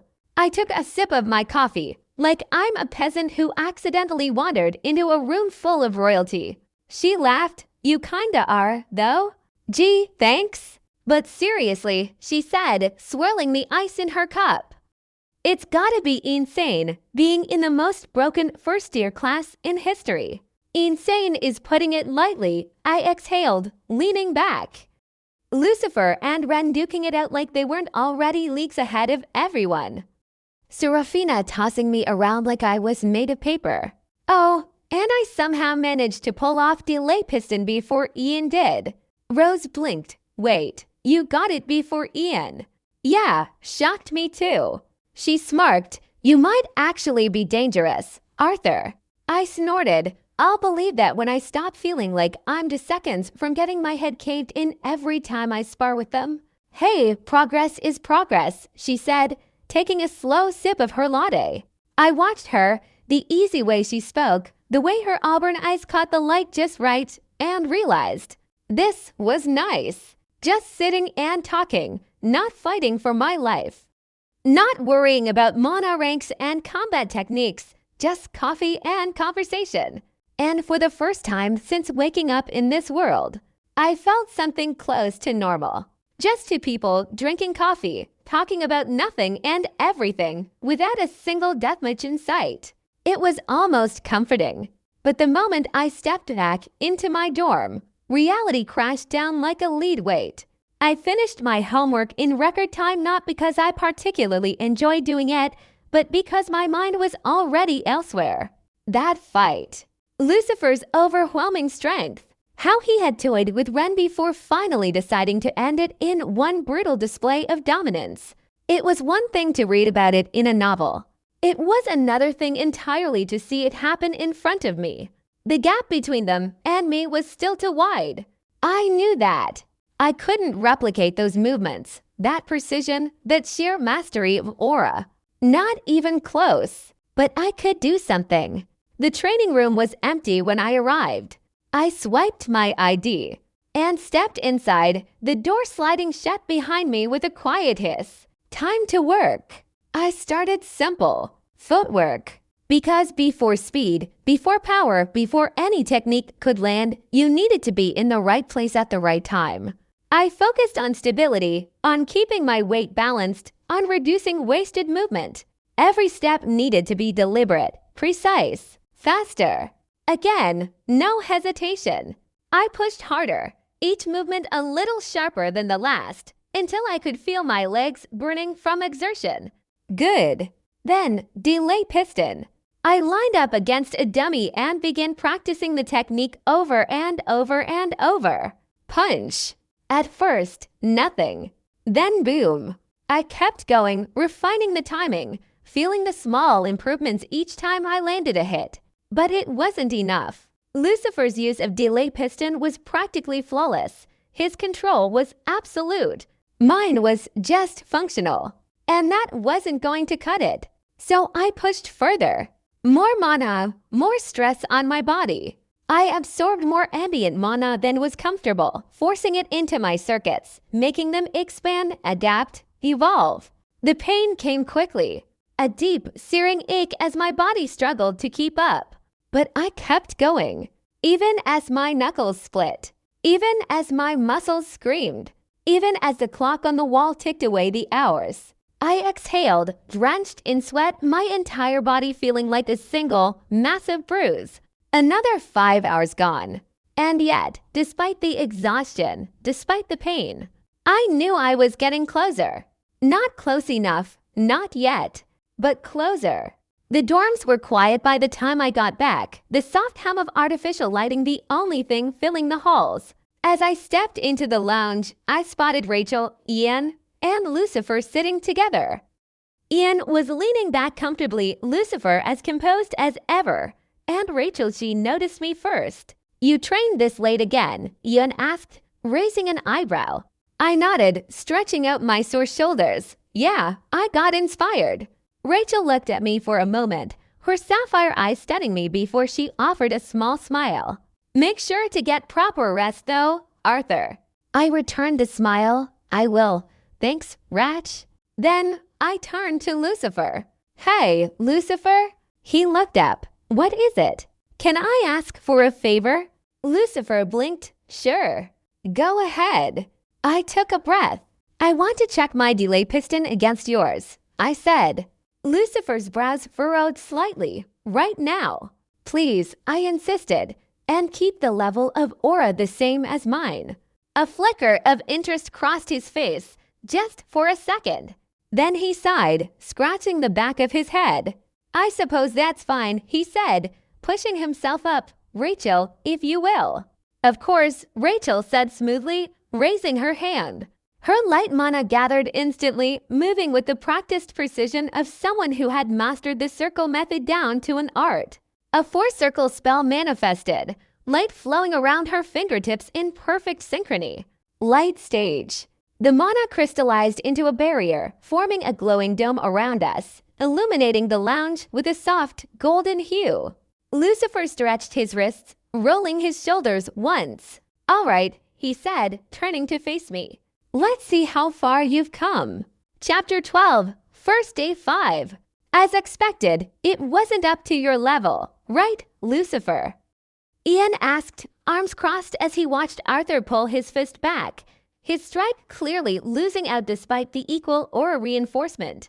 Lucifer didn't answer immediately. Arthur simply exhaled, nodded in thanks, and walked off toward his room. Lucifer's gaze lingered on his own right fist, flexing his fingers slightly, as if testing something unseen. Rachel frowned, watching him. "What's up?" Lucifer wordlessly sank into the empty sofa, his expression unreadable. Then, almost too softly, he muttered, "That was dangerous." Ian and Rachel both heard it. Ian's brows furrowed. Dangerous? How? Lucifer tilted his hand, rolling his wrist once. "Double delay piston," he said finally. "He hit me with 2 impacts, 2 delays." Rachel blinked. Ian straightened. "What?" Ian said sharply. "That's how the hell is that even possible? We just learned normal delay piston today." "I know," Lucifer said, his voice calm, but weighted. He flexed his fingers again, eyes narrowing slightly. "It wasn't perfect," he admitted. "I was able to disperse it before it landed properly. Then, after a beat. But I had to use my gift to do it." A silence stretched between them. Ian's expression shifted, his usual easygoing demeanor slipping just for a second. Rachel's gaze flickered toward Arthur's door. Lucifer had never needed to use his gift against any of them before. But tonight, Arthur Nightingale had forced him to. Of course, Lucifer exhaled, loosening his fingers. He's still limited by his mana rank. "And he doesn't have a gift." But that was, he paused, eyes narrowing slightly, truly impressive. Rachel didn't respond immediately. Instead, she tilted her head, lips pressed together in thought. Her instincts had been nagging at her all evening, and now she wasn't so sure she could ignore them anymore. My thoughts may not be wrong after all. She filed that away for later. Meanwhile, Ian had pulled out his holographic phone, scrolling through something with lazy efficiency. Nightingale, Nightingale. He muttered under his breath, swiping through historical records like he was skimming a grocery list. "Ah, got it. I knew I remembered them from somewhere." Lucifer glanced over. "What is it?" Ian tapped the screen, pulling up a file. "The Nightingales are a Knight family." He leaned back slightly, still reading. "Douglas Nightingale, Arthur's father, is an integration ranker. He even won a medal for merit. That's why his name rang a bell." Before Lucifer could respond, a new voice cut in. "You were talking about that loser all this time?" Ren appeared as suddenly as a bad decision, his violet eyes gleaming with disinterest. Lucifer sighed, as if he had been expecting this. "He's not a loser, Ren." Ren snorted, folding his arms. "Knight Captain, ha." He sounded thoroughly unimpressed. Is that meant to be impressive? Ian frowned slightly, but Ren wasn't done. "Our families have radiant rankers." He waved a hand, as if dismissing the very concept of anything lower. "And his father is a mere integration ranker. That's nothing." He smirked. "And Arthur himself. So weak he got slapped around by Serafina." Lucifer didn't react immediately. Then slowly, almost lazily, he turned his head and leveled a look at Ren. A quiet, unreadable look. The kind of look that made people realize they had stepped too close to something dangerous. "Ren Kagu, be careful of your words." Lucifer's voice wasn't loud, nor was it sharp. It was calm to calm, like the moment before a storm decides whether to break or pass by in silence. Ren met his gaze without a flicker of hesitation. Lucifer, he said, his tone almost conversational. I admitted, you're stronger than me. Ian blinked. Rachel raised an eyebrow. That was surprisingly direct. Ren, of course, wasn't finished. But that's only for now. His violet eyes gleamed with a quiet, burning certainty. I'll surpass you, he said, as if it were a simple inevitability. Then a smirk. After all, I am a Kagyu, a family above your windwards. The air shifted. Lucifer's expression didn't change, but there was something dangerous in the way he tilted his head slightly, as if weighing whether or not this conversation was worth his time. Above mine, Lucifer repeated, his voice still frustratingly composed. You are arrogant, Ren. Ren scoffed, am I wrong? And then he went for the throat. My family produced the first hero. A pause. The only hero to ever exist in the Kagyu. Lucifer said nothing. His silence stretched just a little too long. Ian shifted uncomfortably. Rachel glanced between them. Ren took that as a victory. And I, he declared, his voice filled with unshakable belief, will be someone who surpasses him. He turned, stepping away, but not before throwing one last glance over his shoulder. Just wait and watch. And with that, he was gone. Lucifer didn't move, didn't speak. Rachel finally broke the silence. That was, she trailed off, searching for the right word. Annoying, Ian offered. Lucifer exhaled. Interesting, he murmured. Interesting, Rachel tilted her head, eyeing Lucifer with mild suspicion. Lucifer simply grinned, stretching his arms behind his head with easy confidence. At least someone hasn't lost hope in surpassing me, he said. Rachel sighed. Typical. Arrogant. The word floated through her thoughts, unbidden. And yet, it wasn't unwarranted. Lucifer Windward was an existence that made others despair. A talent so absurd, so overwhelming, that it warped the expectations of what was possible. It wasn't just that he was strong, it was that, for now, he was so far above everyone else their age that it hardly seemed fair. Rachel leaned forward slightly, watching him. Are you in spellcasting classes as well, Lucifer? She asked. He nodded, a little too casually.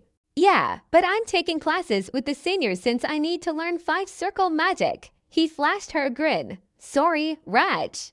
Rachel scoffed, crossing her arms. I'll catch up soon. Don't be so arrogant.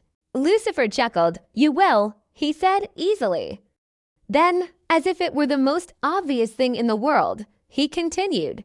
You'll be the saintess. Rachel blinked. Lucifer leaned back against the sofa, gaze drifting lazily to the ceiling. Cecilia will be the archwitch, Ian, the dragon king, Ren, the fist god, Jin, the great necromancer, Serafina, the sword empress, and then, with complete certainty, and I'll be the hero. There was a moment of silence. Then Ian chuckled, shaking his head. You've gone and given all of us titles, huh? Lucifer tilted his head. What, you don't like them? Ian exhaled. Nah, he admitted, no one's more suited to be the hero than you. Then, quieter. I just hope you become a hero against the cults, not against a calamity. Lucifer's smile didn't fade, but he didn't respond either. Chapter 13, 4-Circle Spells 1. The next day's class was spellcasting, to which, for a room full of fist-fighting prodigies, was the equivalent of handing a broadsword to an accountant and asking them to solve a duel with calculus. The focus was on 4-circle elemental spells. Most of us were far more comfortable breaking things with our bodies than with our minds. Unlike the body aspect, where raw instinct and sheer physical conditioning ruled, the mind aspect required thought, precision, and an unfortunate amount of mathematics. Spellcasting is a language, Nero Estrellan announced as he paced in front of us, his gray eyes scanning the class with the patience of a man who already knew exactly who would fail first. It is not merely throwing mana at your opponent and hoping something happens. It is calculation, structure, order. He turned, raising a hand.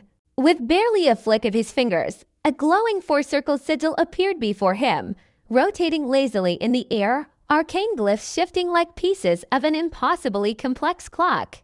This, he said, gesturing at the circles, is what separates an actual spell from the kind of half-baked mana blasts that untrained children throw around.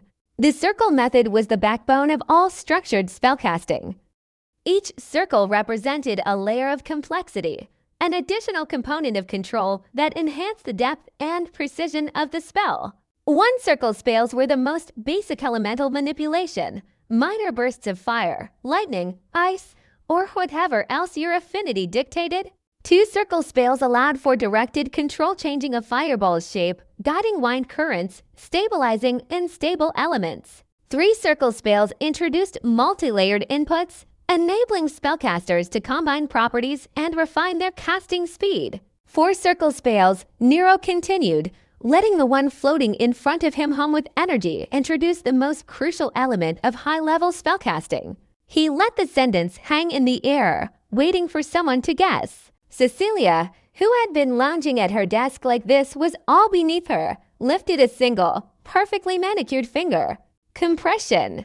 Nero nodded. Correct. The higher the circle, the greater the complexity, but also the greater the difficulty in stabilizing the spell.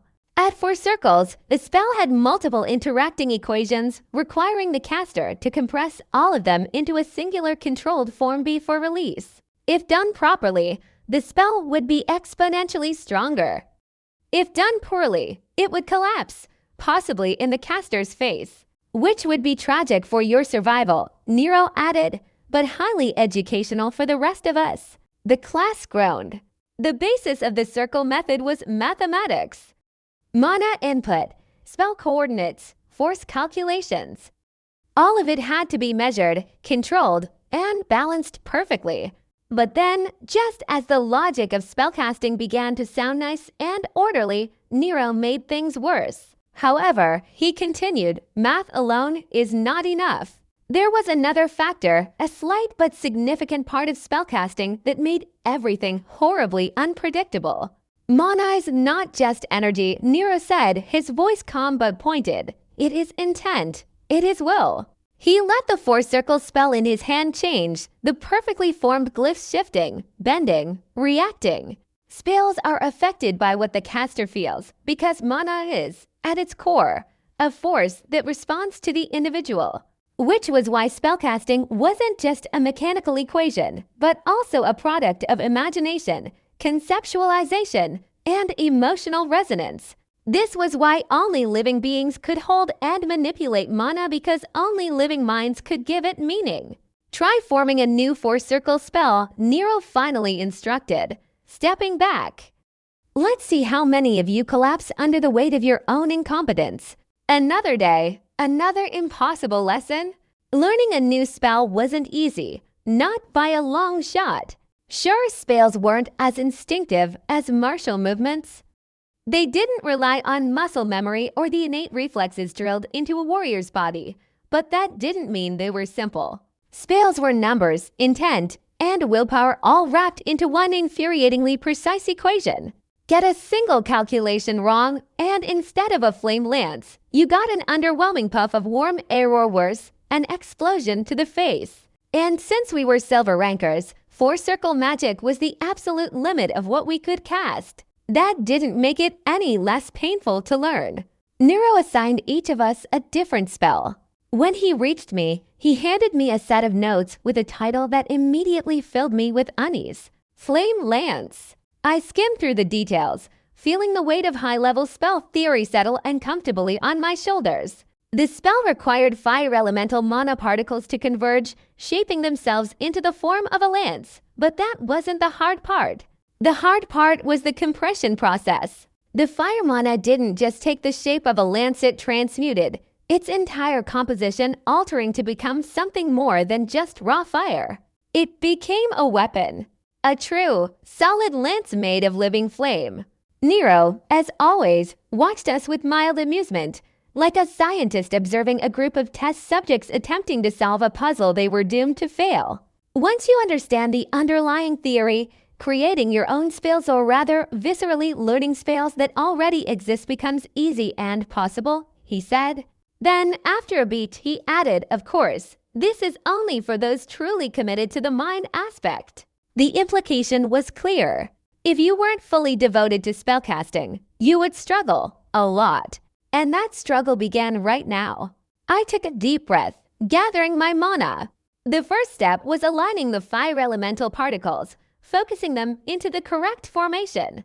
The glyphs began to glow faintly in front of me, the first circle taking shape. Good. The second circle followed smoothly, and I felt a small flicker of confidence. Maybe this wouldn't be so. The third circle faltered immediately, my control slipping. And then the fourth. Gone. Completely gone.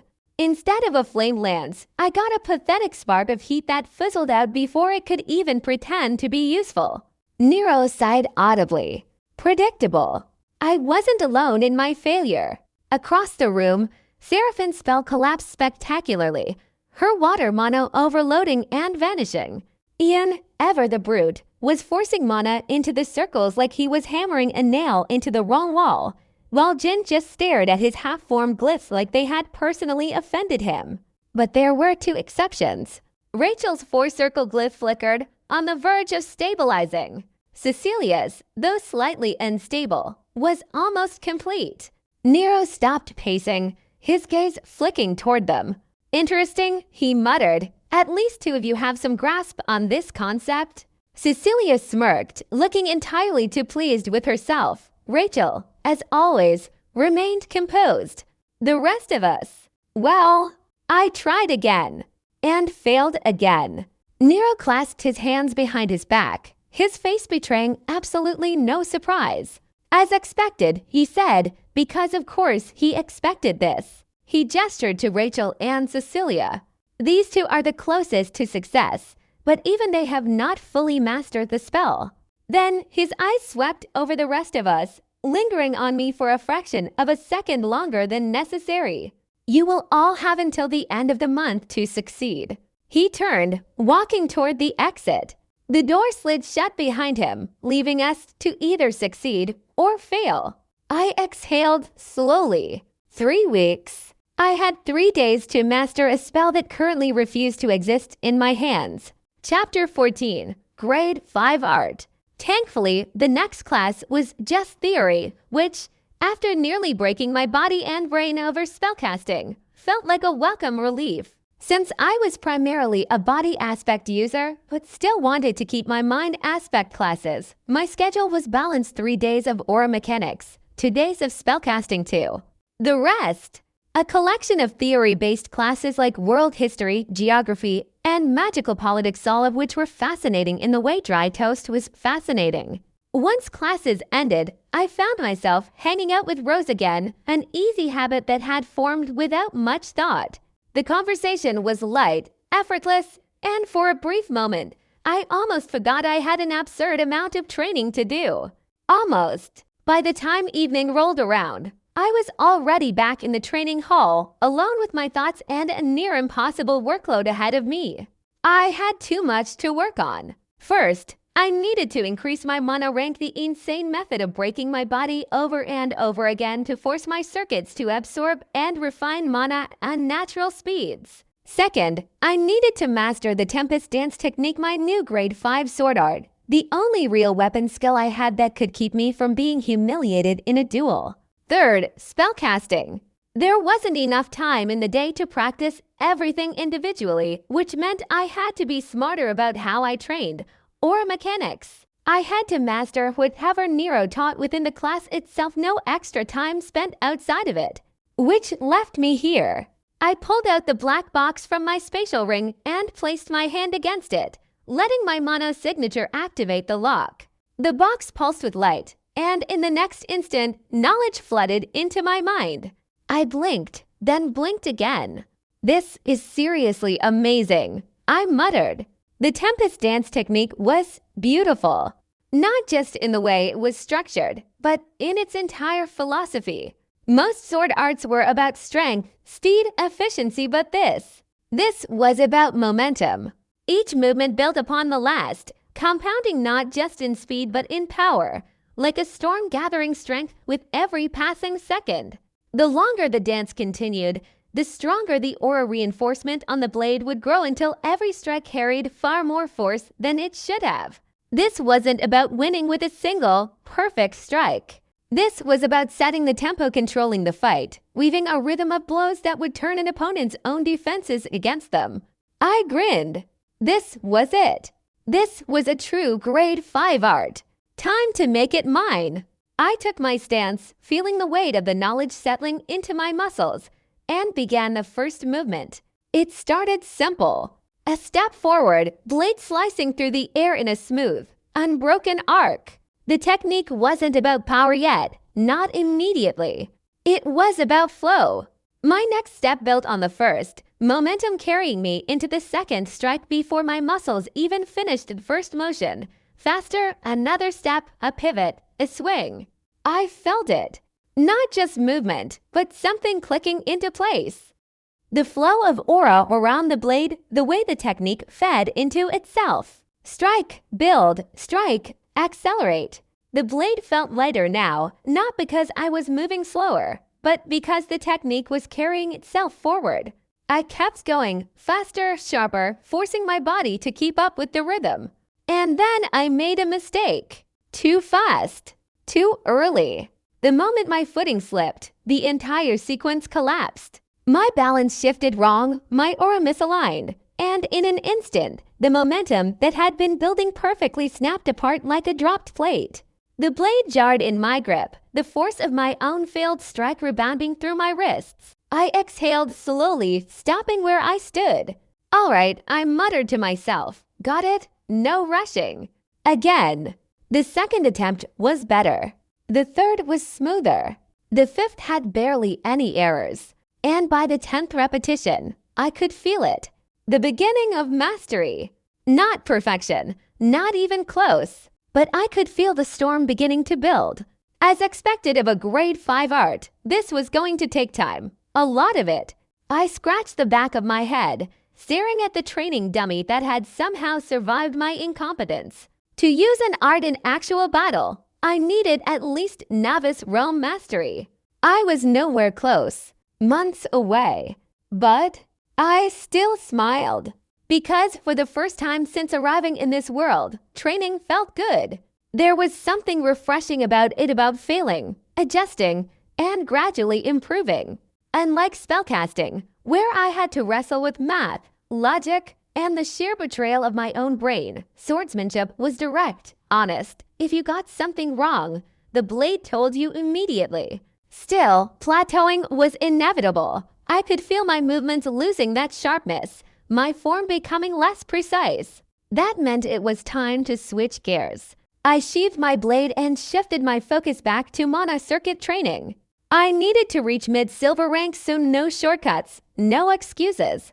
The familiar burn crept through my veins, my circuits pushing against their own limits as I forced them to absorb and refine mana at an unnatural pace. The pain was constant, but it wasn't unbearable. It was almost routine. 2 hours passed. I exhaled, finally stopping before I burned myself out completely. I checked the time, 8:30 p.m. Enough time for some spell training, I muttered, stretching my sore limbs. Underscore? Rachel was lounging on the sofa, scrolling through her phone with the ease of someone who was not about to collapse from exhaustion. Yet her sapphire eyes kept flicking to the time in the top right corner of her screen. 10:10. The elevator dinged. Arthur stepped out, sweating from training, clearly drained, but somehow still standing. Rachel lifted her gaze, a small smile forming. You trained again. Arthur smiled back, rubbing the back of his head. Yeah, I was working on my art and my spell. Rachel nodded, though her thoughts were elsewhere. She had never seen this kind of dedication before. It had only been 3 days since classes started, but from what she had observed, Arthur had trained for at least 20 hours. 20! Rachel considered herself a hard worker, but this was something else entirely. Arthur yawned. I'm tired, so I'm gonna sleep. Good night, Rachel.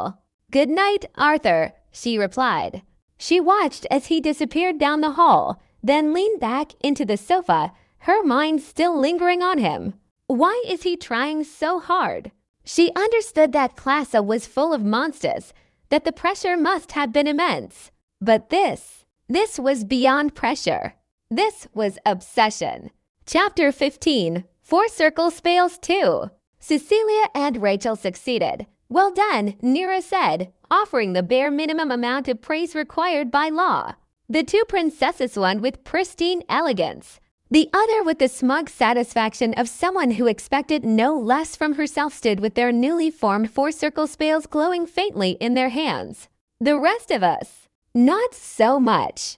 After spellcasting to and the subsequent theory classes, which blurred together into one long, uninterrupted assault on my brain, I threw myself into training again. Four-circle magic was hard. It wasn't just an increase in complexity, it was a whole new way of thinking about magic. I focused, summoning fire mana, carefully guiding it through the first 3 circles, shaping it into the form of a lance. Perfect. Then came the transmutation. And like every other time, that's where it all fell apart. Transmutation was the bedrock of four-circle spells, the invisible line between I am casting a spell and I am rewriting reality. It was what separated structured spellcasting from mere elemental manipulation. I took a deep breath and tried again. The fire shaped itself into a lance, stable, balanced. Then I attempted to compress the mana, transmuting it into a weapon rather than just flame. The spell shattered instantly. I sighed. Hard was an understatement. You're doing it wrong, a voice soft as silk and far too amused for my liking cut through the air. I turned to find Rachel Creighton, standing a few feet away, watching me with polite amusement. She smiled and waved a hand, as if she hadn't just materialized out of nowhere to judge my failures. Sorry, she said, not sounding sorry at all. I was watching you and wanted to correct the mistake you were making. I blinked at her. Then, deciding I had absolutely nothing to lose, I asked, not at all. What mistake am I making? Rachel tapped a finger against her chin, clearly enjoying herself a little too much. Well, you're messing up the formula, she began. And then she launched into a detailed, incredibly technical explanation of where I was failing, breaking down the mana structuring, the mana flow dynamics, and the specific mathematical ratios required to stabilize transmutation without dispersing elemental integrity. It was impressive. It was also completely unfair that she could explain all of this so effortlessly while I had been struggling for hours. As expected of a genius, she finished with a small, satisfied nod, as if she had just solved a particularly complicated puzzle. Then, after a brief pause, she blinked, suddenly looking sheepish. Oh, sorry, I may have rambled too long. I shook my head immediately. No, I got it. Thanks, Rach. She looked mildly surprised for a second, then smiled, bright and genuine. I hope you do well, she said, before turning and walking away, leaving only the faint scent of lavender and superiority in her wake. I watched her go, exhaling. Rachel Creighton, the future saintess, the second princess of the Creighton family, the greatest spellcasting dynasty in the world. She wasn't just an excellent mage, she was the best of the best, and her true talent lay in light magic, the rarest of all elements. Of course, she had mastered four-circle magic effortlessly. I shook my head and turned back to my training. All right, I muttered, let's try this again. This time, I applied what Rachel had told me, adjusting the mana flow. The fire shaped itself into a lance. I took a breath. Then, carefully, I compressed the mana. This time, it held. The fire didn't flicker out. The spell didn't collapse in on itself like a badly built house in a storm. The transmutation stabilized, holding its shape for a full 2 seconds before the mana structure finally gave out. I let out a slow breath, lowering my hand. Not perfect, not yet, but it was close. Looks like I'll succeed soon enough, I muttered, a small smile tugging at my lips. With that, I turned and headed back to my dorm, my body heavy with exhaustion, but my mind buzzing with satisfaction. Underscore? Rachel sat in spellcasting too, her eyes flickering briefly to Arthur behind her. He works so hard, she thought, tapping her fingers absently against her desk. She remembered when she'd given him that advice for Flame Lance. At the time, she hadn't thought much of it, just a bit of guidance for someone struggling with transmutation. But then, the next time she saw him attempt it, she was genuinely surprised. He was already close. Arthur was learning faster than expected, refining the spell at a rate that bordered on unnatural. At this pace, he'd easily complete it within the time period Nero had given.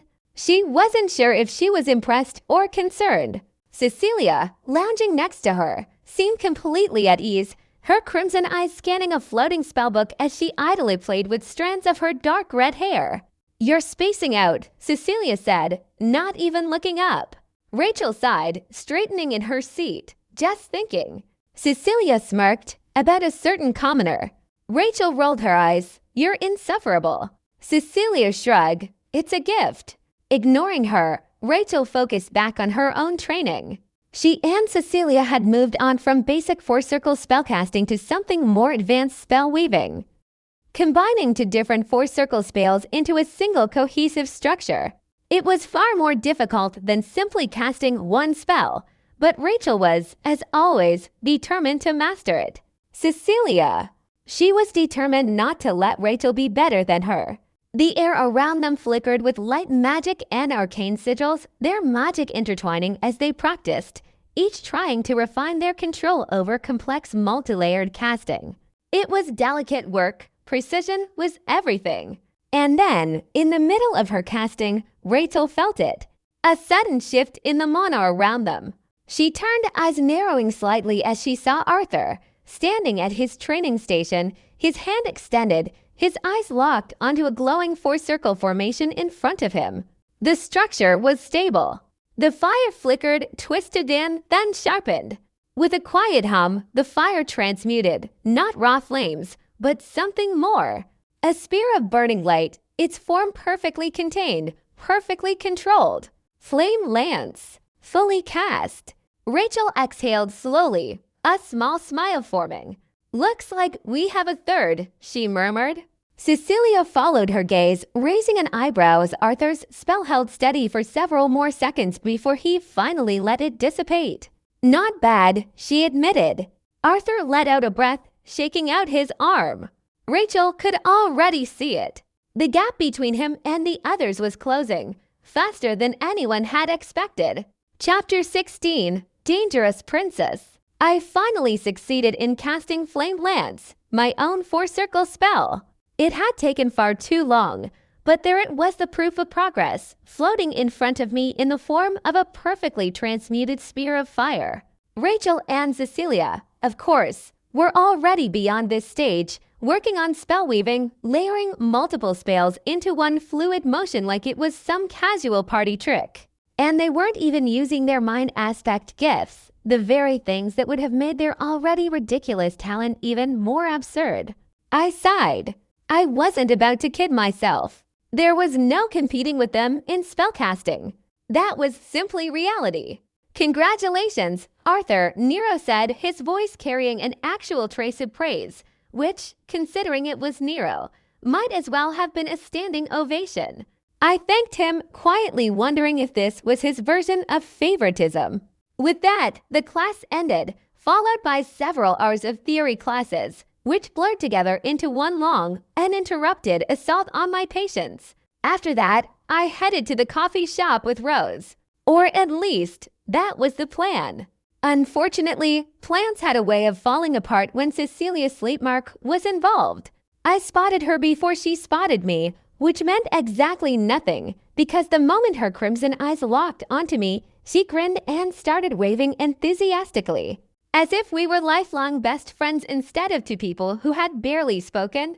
She practically skipped toward me, her hands clasped behind her back, leaning in just a little too close as she smiled up at me with entirely too much amusement. "Hey Arthur, you cast Flame Lance pretty well," she chirped, her voice bright and girlish, the kind of tone that would make anyone unfamiliar with her think she was harmless. She was not. Cecilia Slatemark, the princess of the Slatemark Empire, prodigy of magic, and, most importantly, a genuine sociopath who saw people as toys. She didn't break people because she hated them. She broke them for fun. "Thank you, Cecilia," I said carefully. She nodded in approval, clearly pleased that I didn't bother with any honorifics. "Anyway, how about we hang out together?" It wasn't a suggestion. "I'm meeting a friend," I said, hoping this was enough to deter her. "A date?" she asked, tilting her head in exaggerated curiosity. I shook my head quickly. "Then I'll join you guys, okay," she said, ignoring the part where I hadn't invited her. Before I could even attempt to resist, she grabbed my sleeve and tugged me forward, leading the way like this was her idea in the first place. I may have messed up. The moment we stepped into the coffee shop, I could feel the shift in atmosphere. Students glanced in our direction, their gazes flicking from me to Cecilia, eyebrows raised, murmurs starting up almost immediately. Cecilia ignored all of it. Rose was already sitting inside, waving at me until she spotted Cecilia. She froze, then instantly stood up and bowed. "I greet your highness," she said quickly, her voice slightly higher than usual. Rose was a count's daughter, which gave her a fairly high standing in the Slademark Empire, but not nearly high enough to be comfortable around Cecilia. Being a noblewoman, she had met Cecilia before at various events, which meant she knew exactly what kind of person she was dealing with. If Cecilia took an interest in you, your life was over. Not in the Ren Kago I will crush you if you're weak way. No, Cecilia was worse. If she found you entertaining, she would play with you, twist your life into something you no longer recognized just for fun. And when she got bored, she'd throw you away without a second thought. Rose knew this. And judging by the way her hands were gripping the edge of her skirt, she was currently debating whether to flee the country. Cecilia, of course, saw right through it. "Oh, please, Rose, call me Cecilia," she said sweetly, smiling like a benevolent ruler gracing her subjects with kindness. I saw right through it, too. Cecilia wasn't elitist like Ren.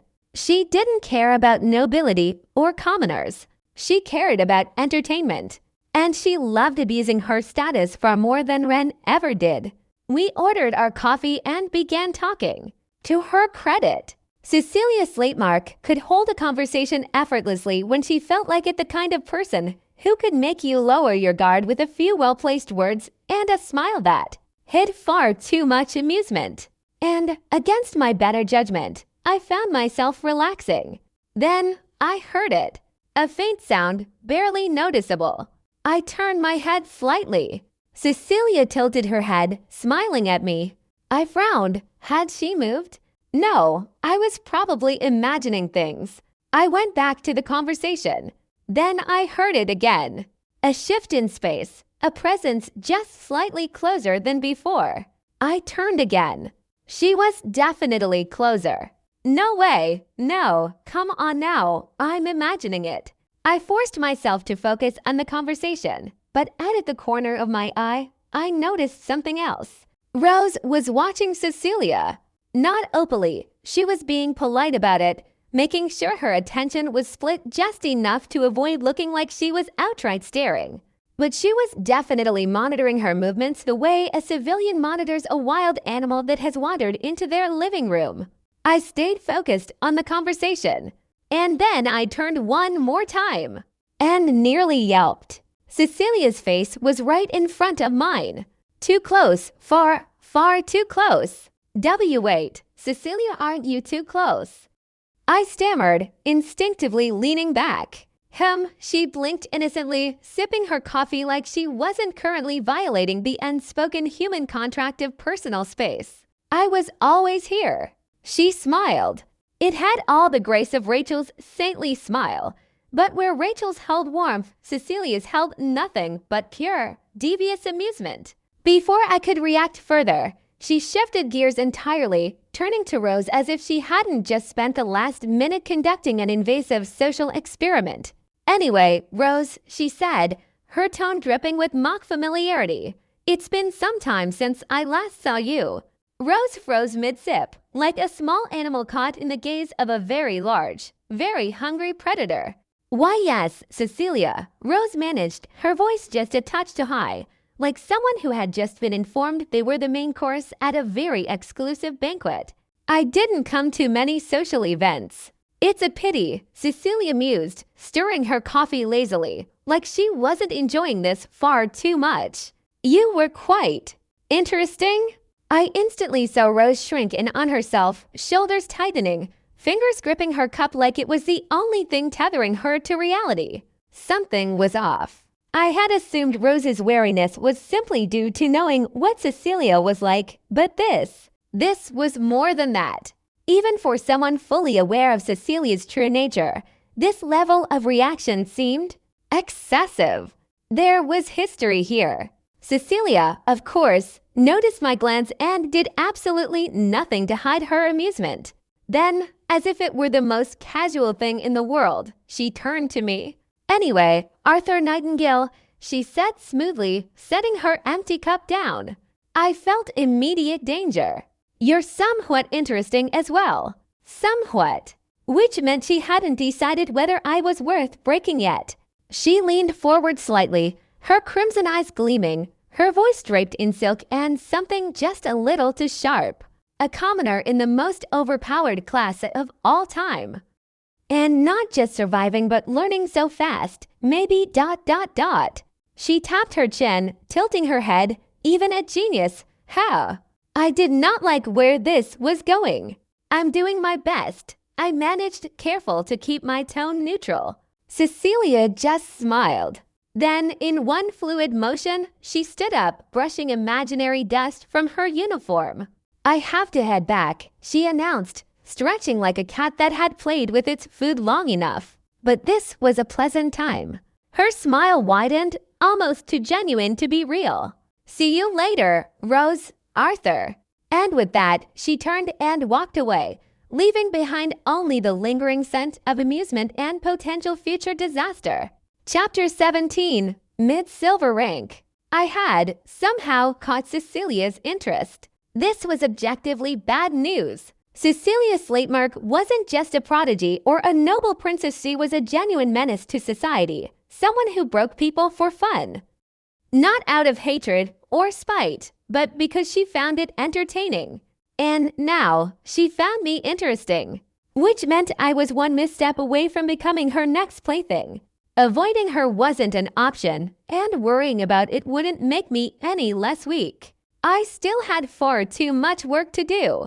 So, as soon as I returned to my dorm, I grabbed my sword, steeled my resolve, and headed back to the training hall. There was no time to waste. The Tempest dance technique was relentless. A grade 5 art didn't tolerate hesitation, and it certainly didn't tolerate mistakes. Strike, step, build.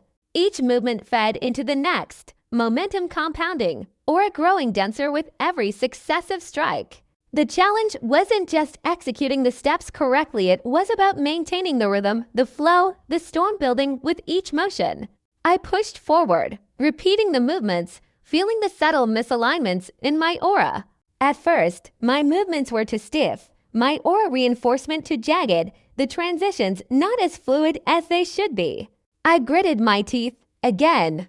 Strike, step, build. I adjusted my stance, allowing my body to move more naturally, rather than forcing the technique. I focused on the flow, on how each movement connected to the next, on the way my aura shifted with every strike. And suddenly, it clicked. The movements fell into place, each one feeding the next in perfect harmony. Strike, step, the power grew. Strike, step, the momentum surged.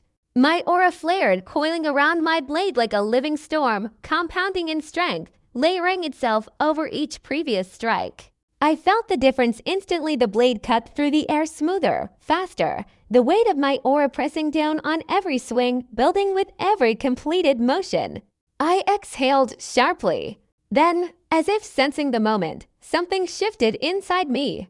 A familiar pressure coiled in my core, a sensation I had been chasing for weeks now. A deep, burning thrum settled in my chest, my mana circuits tightening, then stretching. adapting to the sheer force of mana surging through them.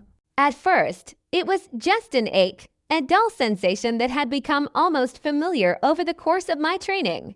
But this time, it didn't stop. The ache grew.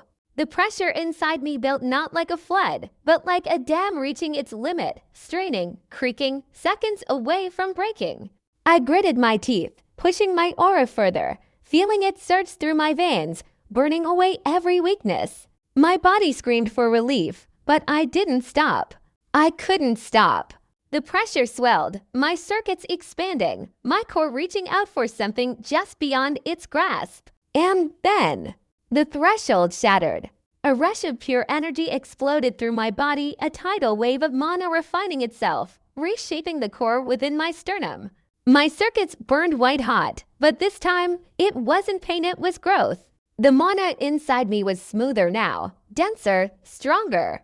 I felt the weight of my aura shift, the sheer potency of my mana doubling in strength, as if a chain had snapped loose, letting it finally flow freely. Mid-silver rank. I had finally broken through. I stood there for a moment, adjusting to the newfound strength, feeling the way my aura settled around me differently. There was a lightness to my movements now, but also a greater weight, as if my body had recalibrated itself, prepared for something more. I let out a slow, measured breath, gripping my sword tighter. Then, without hesitation, I stepped forward, raised my blade, and began.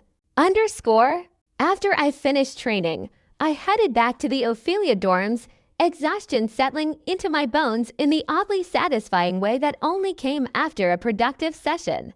As I stepped out of the elevator, I was, once again, greeted by Rachel. She was exactly where she always was, lounging in the common area, scrolling through her phone, as if she had all the time in the world. She looked up the moment I walked in. "Hello."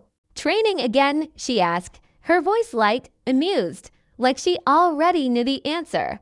"Yeah," I said simply. Her eyes widened slightly as she looked me over, scrutinizing me with a sharpness that suggested she wasn't just making small talk.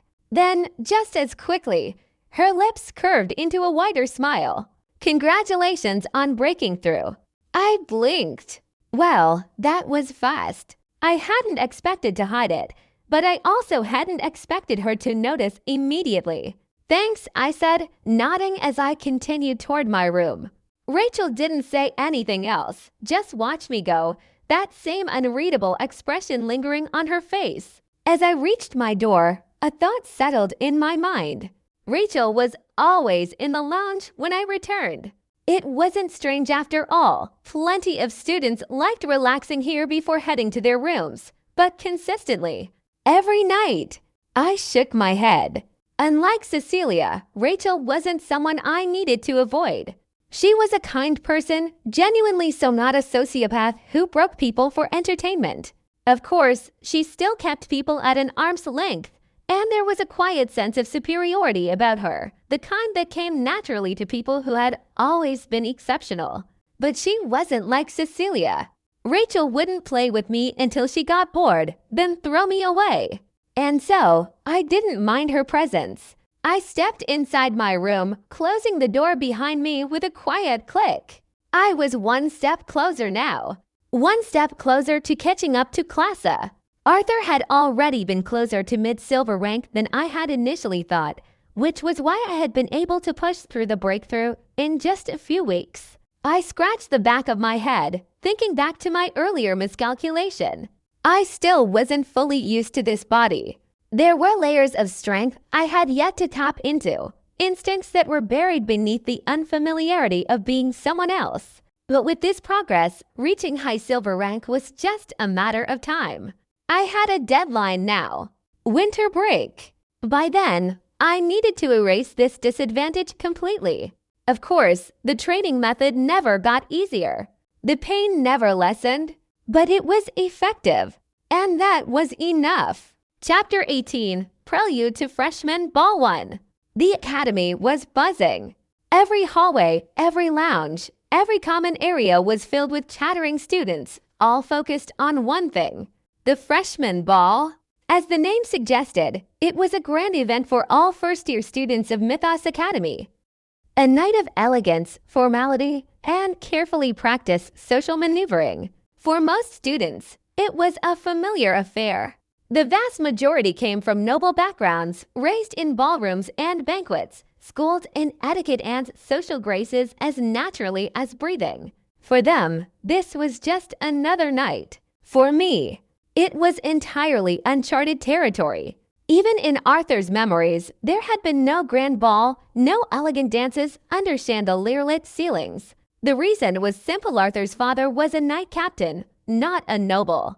There had been no grand social events, no tedious lessons in which Spoon went where, no meticulously rehearsed waltzes under the watchful eyes of family elders. This was, technically, the first ball I was ever going to attend.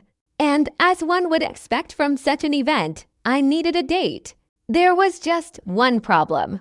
I didn't exactly have a strong rapport with my classmates. The person I was closest to was Rachel, and that was mostly because she was inherently nice rather than because of any real effort on my part.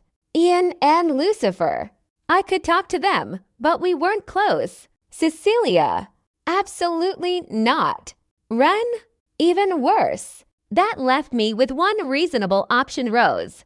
Except Rose was absolutely terrified of Cecilia. Something had happened between them in the past, something bad enough that even now, Rose treated any interaction with Cecilia like she was tiptoeing around a live grenade. And with Cecilia watching me more closely these days, I didn't want Rose getting caught in that mess. So, my best option: go without a date. Simple, safe, no risk of making new enemies before I had the strength to deal with them. At least, that was the plan. Until Rachel Creighton walked up to my table after world history class, her long blonde hair swaying slightly as she approached with an easy confidence. "Hey, Arthur." "Hey, Rach, what's up?" She smiled, bright, friendly, and complicated. "Be my date for the freshman ball." I froze. The classroom, which had only been mildly noisy before, went dead silent. Cecilia, who had been leaning lazily against her desk, tilted her head, her crimson eyes gleaming with amusement. Serafina, ever unreadable, didn't react at all, just watched. And then there was Ren. Ren sighed dramatically, like Rachel had just declared she was planning to adopt a stray dog with rabies. "Rachel," he said, exasperated, "are you being kind to him again?" I resisted the urge to sigh. "I told you," Ren continued, folding his arms, "he's a nobody. You don't have to." Rachel turned to face him, and in an instant, all the warmth in her expression vanished. "I want to go with Arthur." Ren's mouth shut instantly, and I swore I saw a flicker of annoyance cross his face. Rachel's sapphire blue eyes didn't waver as she looked straight at him. "It's my wish. Who are you to stop me?" The tension in the room spiked. Ian, never one to miss an opportunity for chaos, grinned. "If Rachel wishes for something, she can do it. Ren." Lucifer, ever the observer, simply crossed his arms, his expression neutral, but his gaze sharp. Ren exhaled heavily and looked away. Meanwhile, I was still recovering from the fact that this was happening at all. Rachel was supposed to go with Lucifer. That was how it always went, right? Then, before I could overthink it any further, she turned back to me, her expression softening again, her voice warm and easy. "So," she said, tilting her head slightly, "what do you say?" She must have noticed the hesitation in my posture, because she smiled even wider. "I know you feel pressured because I'm a princess and everything," she said lightly, "but don't be. I just want you to have fun with me, okay?" This girl was too dangerous. And not in the Cecilia way, where I might wake up one day and find my life in pieces for her amusement. Rachel was dangerous because it was hard to say no to her. Underscore? "Hey, Rose, are you taking a date to the freshman ball?" I asked. She nodded, casually breaking apart a muffin as she spoke. "Yeah, it's a boy from Class B Gilbert." I raised an eyebrow. "Gilbert?" She waved a hand dismissively. "He's decent enough. Besides, I wanted to go with you, but..." I shook my head before she could finish the thought. No, it's all right. I know there's something between you and Cecilia. Rose let out a quiet sigh of relief, her shoulders relaxing slightly. Thanks for understanding. Did you get a date? She asked, taking another bite of her muffin. Before I could answer, a voice cut through the conversation, laced with mocking amusement. A date? With a commoner. I turned my head. A group of boys approached, their uniforms marked with the insignias of Class B and C. Their expressions ranged from amused arrogance to mild curiosity, the kind of looks people gave when they expected a spectacle. Rose leaned in, whispering just low enough for only me to hear. That's Morris, son of a marquis from Slatemark Empire. I hummed, high yellow rank. So he was probably strong, or at least strong enough to think he could talk like this without consequences. Morris folded his arms, smirking like he had just uncovered some grand joke at my expense. Well then, commoner, he drawled, his tone practically dripping with self-satisfaction. How does it feel to mingle with rurals far above your level? I tilted my head slightly. Is this bullying? At Mythos Academy, physical bullying wasn't tolerated. The school didn't waste time catering to bruised egos when combat training was a daily necessity. But verbal bullying, that was a gray area. And apparently, Morris had found the line and decided to dance on it. One of the other boys snickered, eyes flicking between Rose and me. Come on, let's not tease him too much, he said, his mock sympathy so thick it could be bottled and sold as snake oil. After all, his only friend ditched him for another guy. Probably doesn't even have a date, right? I felt Rose stiffen beside me, her fingers tightening around the fabric of her skirt. She was angry at them, at herself. And I wasn't about to let anyone make her feel bad for something that wasn't her fault. I smiled, calm, and bothered. Actually, I said, I do have a date. Morris blinked, clearly not expecting that answer. Another boy laughed, shaking his head. Oh, must be some commoner chick from Class D, her. Yeah, another sneered. Who is she? Some ugly, dull girl you scraped together at the last second. I tilted my head, let them simmer in their own ignorance for a beat, then spoke. This ugly and dull girl is Rachel Creighton. Silence. The shift in their expressions was immediate. The mockery evaporated, replaced first with confusion, then with something bordering on horror. Rachel Creighton, second princess of the Creighton family. The future saintess. Morris' mouth opened slightly, then shut again, like his brain had momentarily crashed and was struggling to reboot. I smiled wider. Something wrong? I asked, keeping my voice light, almost pleasant. Morris recovered quickly, his smirk returning with slightly less confidence than before. If you were going to lie, at least make it believable, he scoffed. Everyone knows Princess Rachel is going with Prince Lucifer. I sighed. Of course, that was the assumption. And I could have explained it, could have corrected him, but before I had the chance. Someone else did it for me. I can go with whoever I want. Rachel stepped into the cafe, her voice carrying that effortless certainty of someone who had never once needed permission for anything. The atmosphere shifted instantly.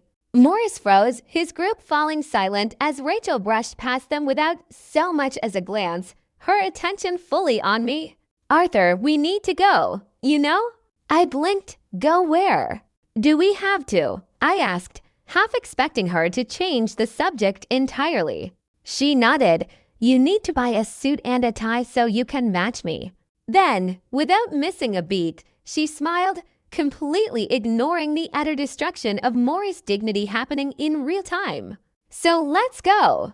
I pushed my chair back, standing up. I'll see you later, Rose. Rose nodded, still looking somewhat shaken from the earlier exchange. I walked past Morris and his group without so much as a glance, Rachel beside me radiating untouchable confidence. She didn't even acknowledge them. Not one word, not even a flicker of recognition, which honestly was so much worse for them. She rived at Rose, then led the way, stepping out of the cafe as if the entire encounter had been nothing more than a minor inconvenience. I followed her, stepping onto the pathway, feeling the tension in the air settle behind us like a fading storm. "Where exactly are we going?" I asked, still adjusting to the pace at which Rachel made decisions. "Outside the academy," she said simply. "Right." Today, we were leaving the island Mythos Academy was built on. Chapter 19, Prelude to Freshman Ball 2. Mythos Academy was on its own island, floating neatly between the northern and western continents, like an expensive chess piece placed just out of reach of the real world. Getting off the island, however, was another matter entirely. The best, fastest, and most ludicrously expensive method was through the warp gates and intricate network of spatial pathways connecting major cities across the entire world. A marvel of modern technology, making distances meaningless so long as you had the money to pay for it. And today, we were using one to visit Maven City, a city that had once been a major port, back when students traveled to Mythos Academy the old-fashioned way by boat. But then warp gates got cheap enough for the Academy to replace ships with instant teleportation, and the city's original purpose vanished overnight.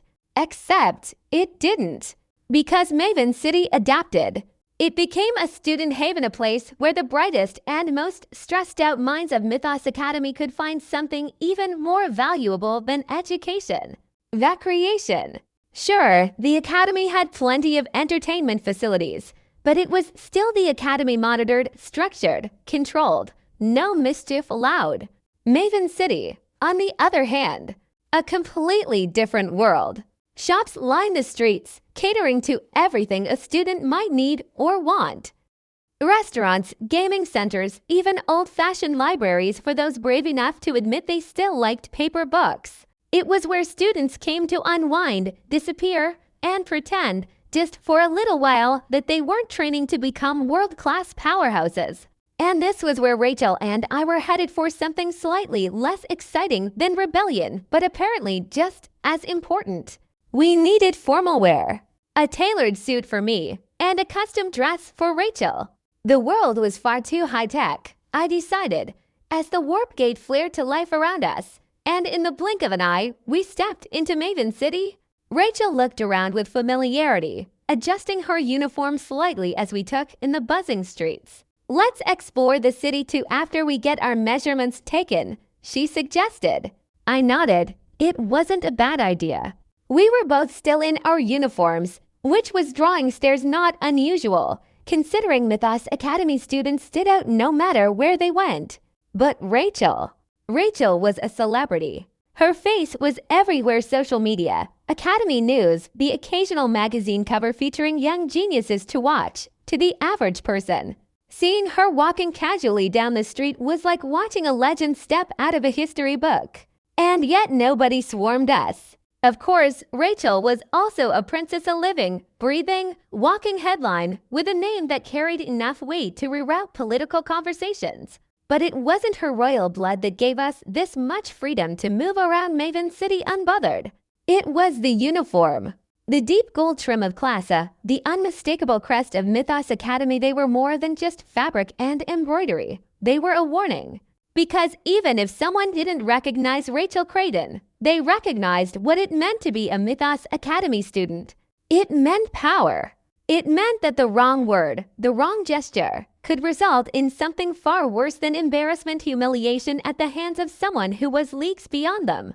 So while people stared, no one dared to approach, which was fine by me. We made our way to a high-end tailor's shop, the kind of place where even standing in the doorway felt like it cost money. The walls were lined with floating holograms of suits and dresses, displaying perfectly modeled designs that adjusted themselves based on the customer's preferences. A well-dressed attendant greeted us with the enthusiasm of someone who had just been handed a golden goose. Lady Rachel, a pleasure to have you here again." I blinked. "You've been here before." Rachel shrugged, completely at ease, as if she frequented luxury tailors the way normal people visited corner stores. "Of course," she said, stepping forward as the attendant activated a measurement scanner, thin blue light tracing her frame as numbers flashed across a display. She barely even reacted to it, clearly used to the process. I, on the other hand, stood awkwardly in place as another attendant waved me over, gesturing for me to stand inside the same measurement frame. The scanner hummed to life. Rachel watched, amused, as I resisted the urge to shift uncomfortably while futuristic laser beams calculated the width of my shoulders. "You really haven't done this before, have you?" she teased. "Not all of us have entire wardrobes tailored for them, Your Highness," I muttered. She just grinned, pleased with herself. A few minutes later, our measurements were finalized, and we were left to browse the designs while the tailor worked their magic. Rachel picked up a dress display, turning it slowly in the light, inspecting the fine embroidery with a practiced eye. "Any preferences?" she asked. "Something that doesn't make me look like a misplaced extra in a royal wedding," I said dryly. Rachel laughed, shaking her head. With our orders placed, we stepped back into the city streets, now free to explore Maven City properly. The energy of the place was vibrant, filled with students wandering between cafes, boutiques, and tech shops, each offering something uniquely designed for academy elites. We stopped at a small pastry cafe where Rachel insisted on buying a box of sweets, apparently determined to try everything once before the night ended. She handed me a small pastry, watching expectantly as I took a bite. "Not bad," I admitted. "Not bad," Rachel repeated, offended on behalf of the pastry. "That's a gold-ranked bakery?" I shrug. "I don't have the refined royal taste buds you do, apparently." Rachel sighed dramatically. "You're hopeless." I was about to argue when I felt a familiar presence, the kind that made the fine hairs on my arms rise instinctively. And just like that, the easy atmosphere shattered. Rachel must have sensed it too, because she stiffened slightly, her playful energy evaporating. "Oh my, what a surprise!" The voice was bright, lilting, drenched in mock delight. We turned. Cecilia Slatemark stood a few feet away, smiling like she had just stumbled upon her two favorite playthings. "Arthur, Rachel fancy meeting you here." Rachel exhaled through her nose, her expression unreadable. I resisted the urge to groan out loud. So much for a peaceful evening. Chapter 20, Prelude to Freshman Ball 3. "What are you doing here?" Rachel asked, her voice polite but carrying the distinct sharpness of someone bracing for trouble. Cecilia smiled, tilting her head just slightly. "Oh, just here to get addressed to." After all, I must uphold the dignity of a princess. I almost forgot these two didn't get along. Not in the opally hostile, ready to duel on sight way, but in the silent, carefully measured, I single quotes d dash rather dash be dash anywhere dash else dash than dash near dash ua. They exchanged small talk when required, but beyond that, nothing. They were polar opposites in personality. Rachel was bright and kind, effortlessly warm. Cecilia was dark, playful, and about as trustworthy as a cat staring at a glass of water on a ledge. And yet, they were eerily similar in other ways, both spellcasting prodigies, both daughters of power, both with too much talent to ignore. Which meant, naturally, that neither of them wanted to be outdone by the other. Rachel's eyes flicked over Cecilia, and then, to my absolute shock, she simply said, "You being a princess is a crime." There was no hesitation, no smile, just an unfiltered statement of fact. Cecilia lit up instantly. "Finally showing your little claws, kitty." She purred, delighted, as if she had been waiting all week for this exact moment. Rachel sighed, "Let's not fight, Cecilia. It's unbecoming of us." Cecilia pouted theatrically, but didn't press for now. Instead, she tilted her head, eyes flickering with amusement, and changed the subject entirely. "Anyway, I actually wanted to talk about something else." I immediately felt uneasy, because when Cecilia wanted to talk about something, it was never good. "It's about the midterms." Rachel and I both turned toward her at once. "What about them?" I asked warily. Cecilia's smile sharpened. "A little birdie told me that for our midterms, we're going to have a very interesting test." She paused, clearly relishing the moment before saying, A survival battle royale. Rachel's expression darkened immediately. How did you even find out? She demanded. Cecilia shrugged lightly, the very picture of innocence. Oh, she said airily. I listen. I ask questions. I get answers. Rachel's expression shifted. Her mind was working now. I could tell. And then, as realization clicked into place, she stiffened. She turned to Cecilia, eyes narrowing with something between irritation and reluctant admiration. Don't tell me. Cecilia said nothing. Rachel exhaled sharply, then, under her breath, You crazy? Cecilia's grin widened. Hey now, she said, delighted. A saintess shouldn't have that kind of mouth. Rachel's brow furrowed deeper, but she said nothing. Because deep down, she knew Cecilia was right. Rachel hated that. Anyway, a battle royale, I asked, trying to redirect the conversation before it devolved into outright murder. What kind of point system are they using? They'll use beasts, of course, Cecilia said, as if it was the most obvious thing in the world. We hunt them for points. Then, with a pleased little smile, she added, and, of course, other students, cute idea. She winked at me when she said the word cute, like she was talking about kittens instead of a sanctioned blood sport. Rachel exhaled sharply, already bracing herself for whatever came next. So why did you tell us this? She asked, her voice as wary as if Cecilia had just handed her a loaded trap. Cecilia gasped, hand over heart, expression full of wounded betrayal. Do you really take me for the kind of girl who hoards information for herself? Yes, Rachel and I said in perfect unison. Cecilia's pout lasted a grand total of 3 seconds before she laughed. Well, you're right. She clasped her hands together, smiling like an angel who had just set something on fire. Which is why you both owe me now. Rachel's entire face shifted into something between disgust and deep existential regret. Oh, you. Cecilia smirked, the kind of smirk that suggested she had already planned out exactly how this favor would be repaid. Then, with far too much satisfaction, she turned to Rachel. And for what you owe me, let's have a proper fight, one where we don't hold back. Rachel's eyes narrowed immediately. You won't win. Cecilia's expression didn't change. If anything, she looked even more pleased. I know I'm behind in mono rank, for now. She said it casually, like it was a temporary inconvenience rather than a massive power gap between them. But when I reach high silver rank, I'll be rank 4. She tilted her head, eyes gleaming. Fight me then, not during the battle royale. Rachel considered this for exactly 3 seconds before scoffing lightly. Well, I won't say no to beating you up. In what world are you a saintess? Cecilia asked, genuinely baffled. Rachel folded her arms, tone completely matter-of-fact. A saintess beats evil. She pointed at Cecilia. You are evil. Cecilia let out a soft, amused hum, as if she was seriously considering the statement. Then, before Rachel could react, she grabbed my hand. Arthur, she gasped, dramatically, look at how mean Rure is being to me. I stared down at her hand, bewildered. Why is she grabbing me?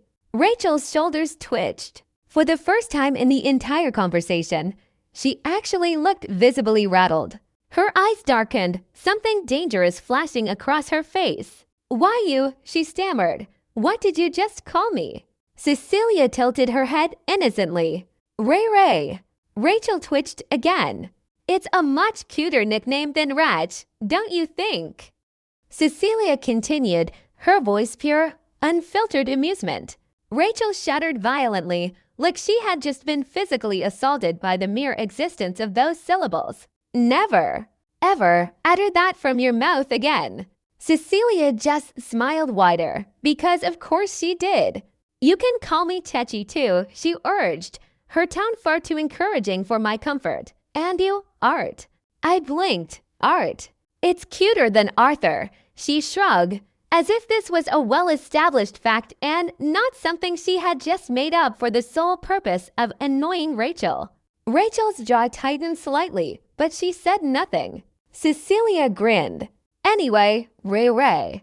Rachel twitched violently, gripping the edge of the cafe table as if contemplating flipping it over. Cecilia continued, completely unfazed. "Why did you ask Arthur to go to the ball?" She mused, tilting her head, her voice just innocent enough to be suspicious. Her crimson eyes gleamed. "Is it just kindness?" Rachel, to her credit, didn't flinch. "Of course not." Then, without hesitation, she looked at me, her sapphire blue eyes clear and unwavering. I wanted to go with him. There was no hesitation, no awkward fumbling, no doubt. Cecilia let out a low hum, her fingers tapping idly against her cup. "So you asked him out," she said, drawing out the words with just enough emphasis to make Rachel look like she had done something utterly scandalous. Rachel just raised an eyebrow. Yes. Cecilia's grin widened. "How bold of you, Ray Ray." "Don't call me that." "I think I will." Rachel sighed through her nose, visibly restraining herself. I cleared my throat, desperately looking for an escape from this particular battlefield. "We should probably get going," I said. Rachel, thankfully, took the out immediately. Yes, she agreed, standing up with a swift, graceful movement. Cecilia, of course, took her sweet time, stretching slightly before following us out of the cafe. The streets of Maven City were just as lively as before, students moving between shops, restaurants, and entertainment centers, all of them enjoying their temporary escape from the Academy's ever-present rules. "Well," Cecilia said cheerfully as we neared the warp gate, "this was fun." "Fun isn't the word I'd use," Rachel muttered. Cecilia ignored her completely. "See you at the ball, Art." I sighed, already regretting the fact that this nickname was never going away. We stepped through the warp gate, the world shifting around us in an instant. And just like that, Maven City was behind us. Back to Mythos Academy. Back to reality. Underscore. "Now that he isn't here," Cecilia said, latching onto Rachel's arm like a particularly persistent parasite. "Tell me why." Rachel sighed heavily. "Are you a stalker or something?" Cecilia gasped, hand over heart, expression pure and deeply offended. "Me? A stalker," she said, blinking innocently. "I'm just interested, curious. Come on, don't be mean." "You are mean," Rachel muttered, attempting to shake her off. Cecilia whined dramatically, tightening her grip. Fine, Rachel finally relented. "It's because ... He's different." Cecilia perked up instantly. "Different how?" Rachel exhaled, shoulders tensing slightly. "I just didn't want to go with Lucifer. Okay," she said defensively, folding her arms. Cecilia's eyes gleamed. "Aha," she giggled, clearly delighted. "So the Saintess is using Arthur then." Rachel's expression darkened instantly. "Cecilia." Her voice was low, her glare sharp. "I'm not using him." Cecilia waved a dismissive hand, suddenly serious. "Now, I get it. Don't worry." She tilted her head slightly, gaze drifting to the side. "Lucifer's a crazy bastard like that." Rachel blinked, then blinked again. "You are saying this." Cecilia caught her expression and smirked, crazy in a very different way. Rachel narrowed her eyes. "Well, whatever," Cecilia continued, to casual now, to smooth, like she was leading the conversation exactly where she wanted. "So you don't really care about him, right?" Cecilia said, watching her carefully, "Other than your stupid, kind heart." Rachel's brows furrowed slightly. "Why are you saying that?" Cecilia didn't answer immediately. Instead, she folded her hands behind her back and smiled, her crimson eyes glinting with something unreadable. Rachel felt a cold chill run down her spine.